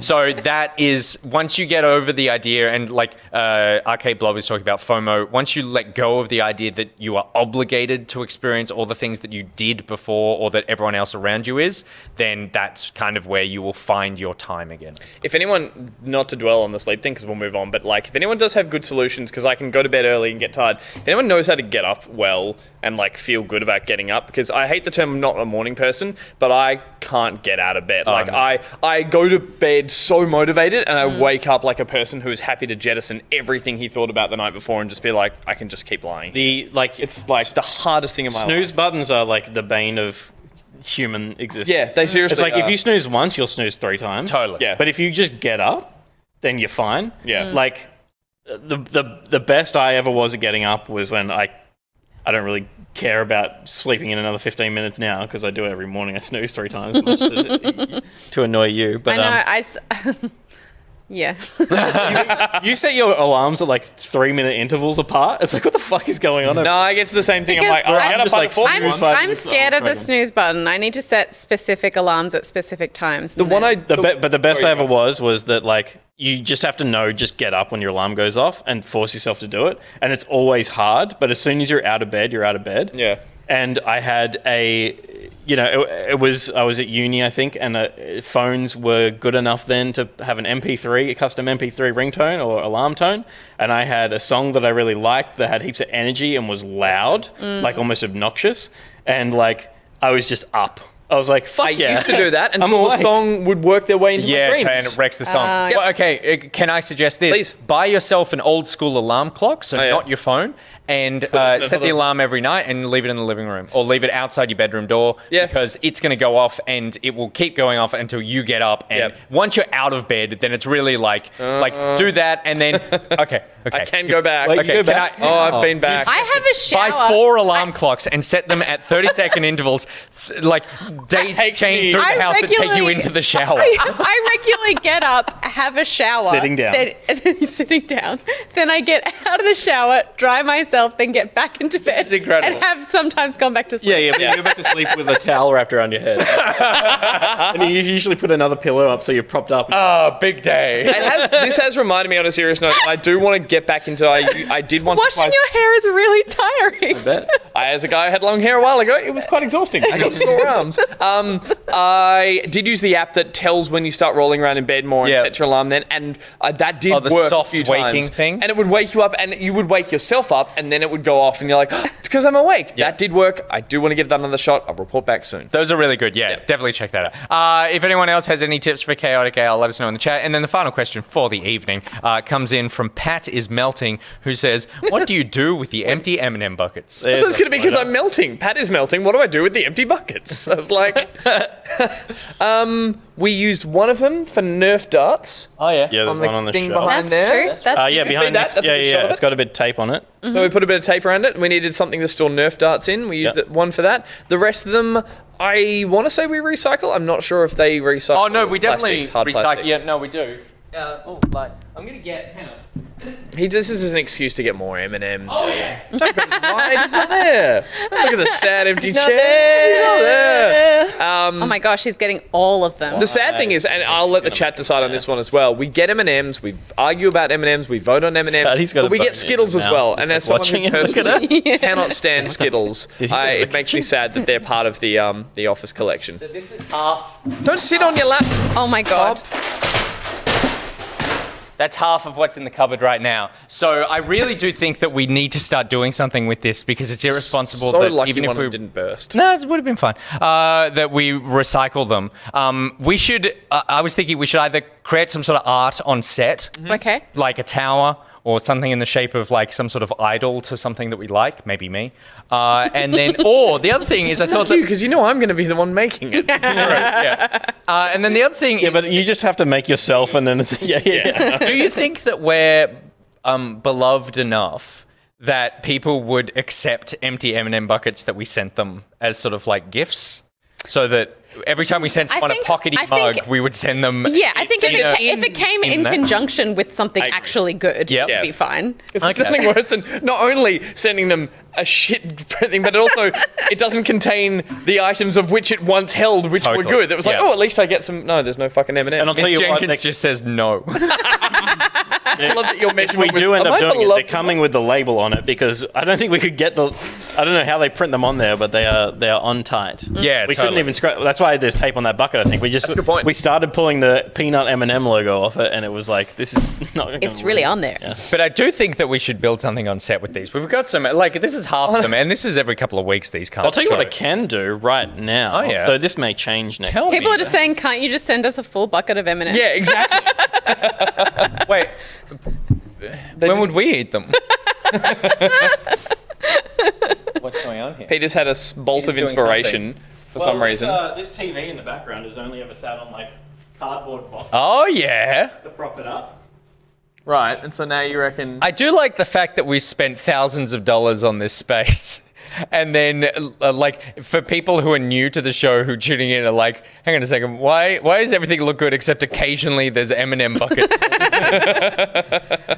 but beloved viewers will understand the engine. Yeah. Okay, cool. Well, that's we need to figure out something to do with the M&M buckets, and we will. That's what we'll end up doing with them. Let's Does it just look start good? propping up furniture.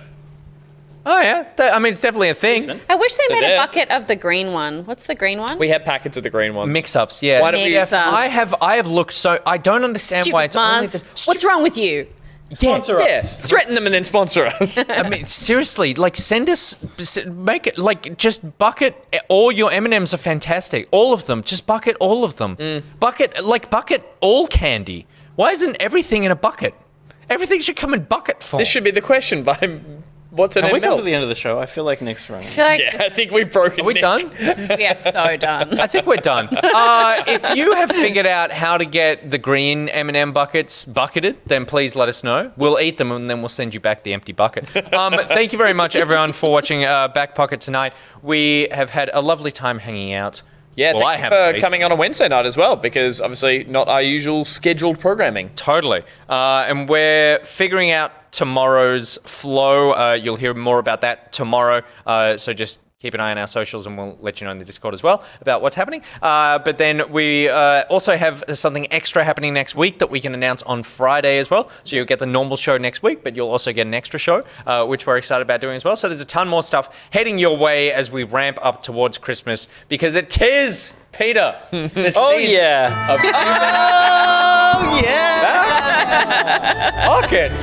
And not only are we giving away games and computers and headphones and merch, but we're also giving away empty buckets of M&Ms to everybody who wins a prize. Filling up snowmen in the street as well. So it is a good time to be a Pocketeer, and we are excited to be able to share the Christmas spirit with you guys and to be able to give something back to some of you who have given so much to us, not only this year, but for the years previous where you have been with us and been a part of our community and our family here on Pocket in all the forms that it has taken. Good Game, Pocket, Screenplay, and Back Pocket over the years. When do I get to decorate the set?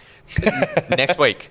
Oh wait, do we want the final episode to be the Christmas episode, or do you want 3 weeks of decoration? Or we can build up the decorations. Pieces bit by bit. Pieces. Do it in stages. No. It's got to be all at once, man. It's okay. got to be just Yeah, it like could be December. full decorations. Just happens. You're gonna be so excited. It's gonna be balloons. No, let's just do it. Yeah. Let's be Yeah, fuck it. festive. Yeah, Let's agreed. just That's what I'm saying. Like- Christmas spirit. Yeah, Do you have to do other stuff with the set between now and the end of the year? We'll work That around would it. make that- There's a couple of things, but that's okay. It can be Christmassy. Yeah. Let's just save the fake snow until the last episode, Yeah. where we just spray the crap out of this Make 'em- place. That's stuff that we don't open a Nick doesn't window. offer that by dropping M&Ms all over the place. That's my job. Yeah. That's mainly my job.